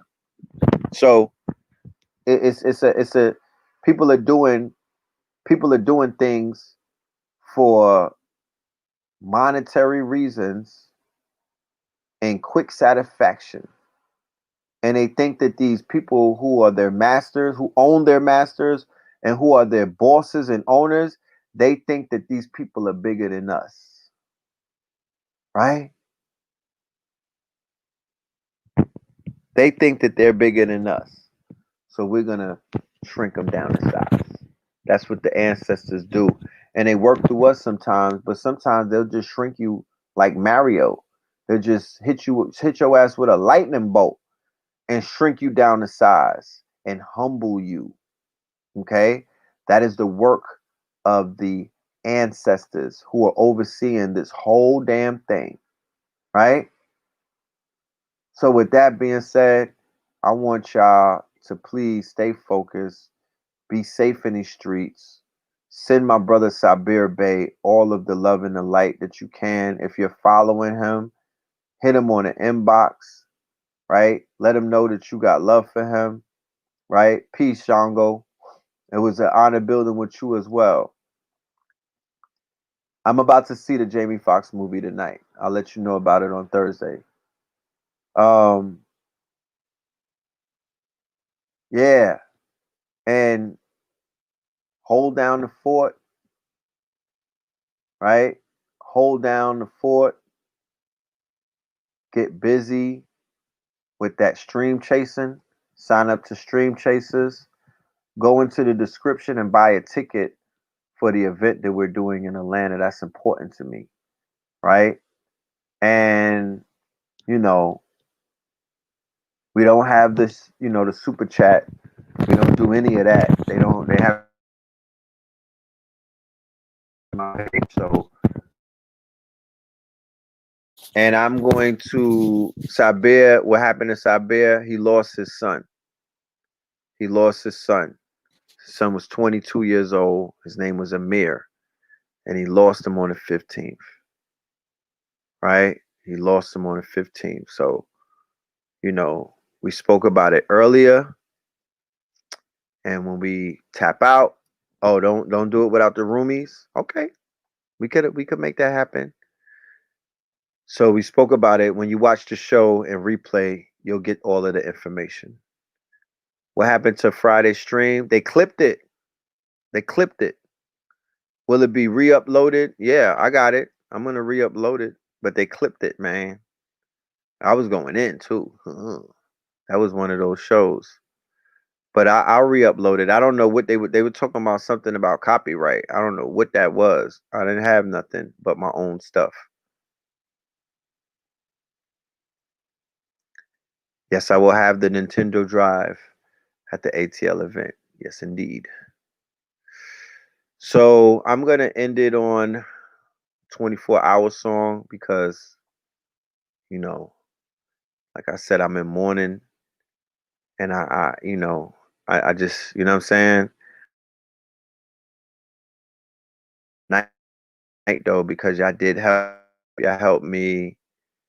You know, y'all were there for me. Y'all were there for Sabir, and you were.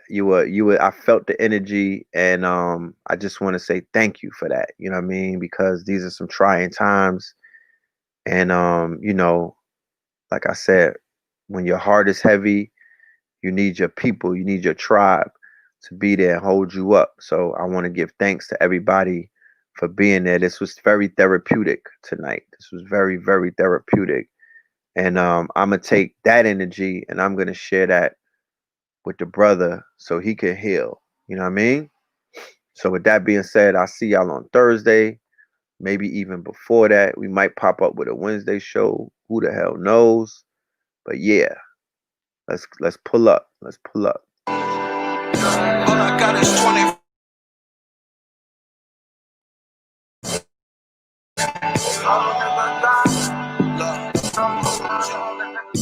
All I got is 24 hours. Living, dying 24 hours. What is really age what the up? same day, looping in the phase of just 24 hours. If your neighbor does more with the same 24, gotta ask yourself, what is your power? Or you living for the struggle or honor? Shit'll make a nigga summon forefathers.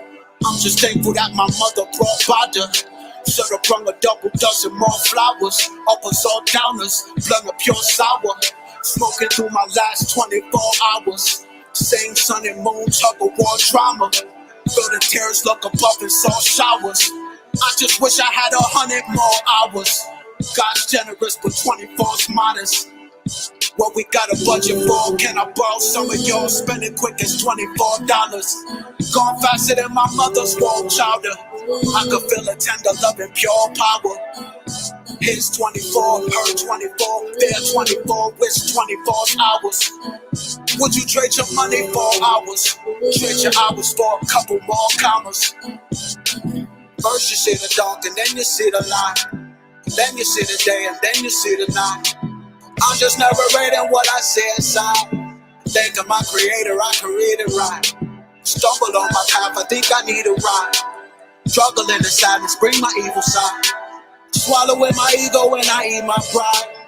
Fighting to the end until I see the pride. All I got is day and night. Right? Night is dark, day is light. I say good morning, then I say good night. Day and night, my only options in the game of life. Play the dice, you lose them both if you don't pay the price. Night is black and day is white, kind of racial right. Sundial, it's made of ice like a glacier might. Calibrated the way I like, count the 24-hour hand. Rotate it twice, day or change the night. Mother Nature and fire. Her name is Luna, but they ain't alike when sun is down. You see her rising to her greatest height. Feel like E.T. on his flying, levitating bike. You see my shadow on the moon, cause I was taking flight. Living like I made it shine. Yeah. First you see the dark and then you see the light.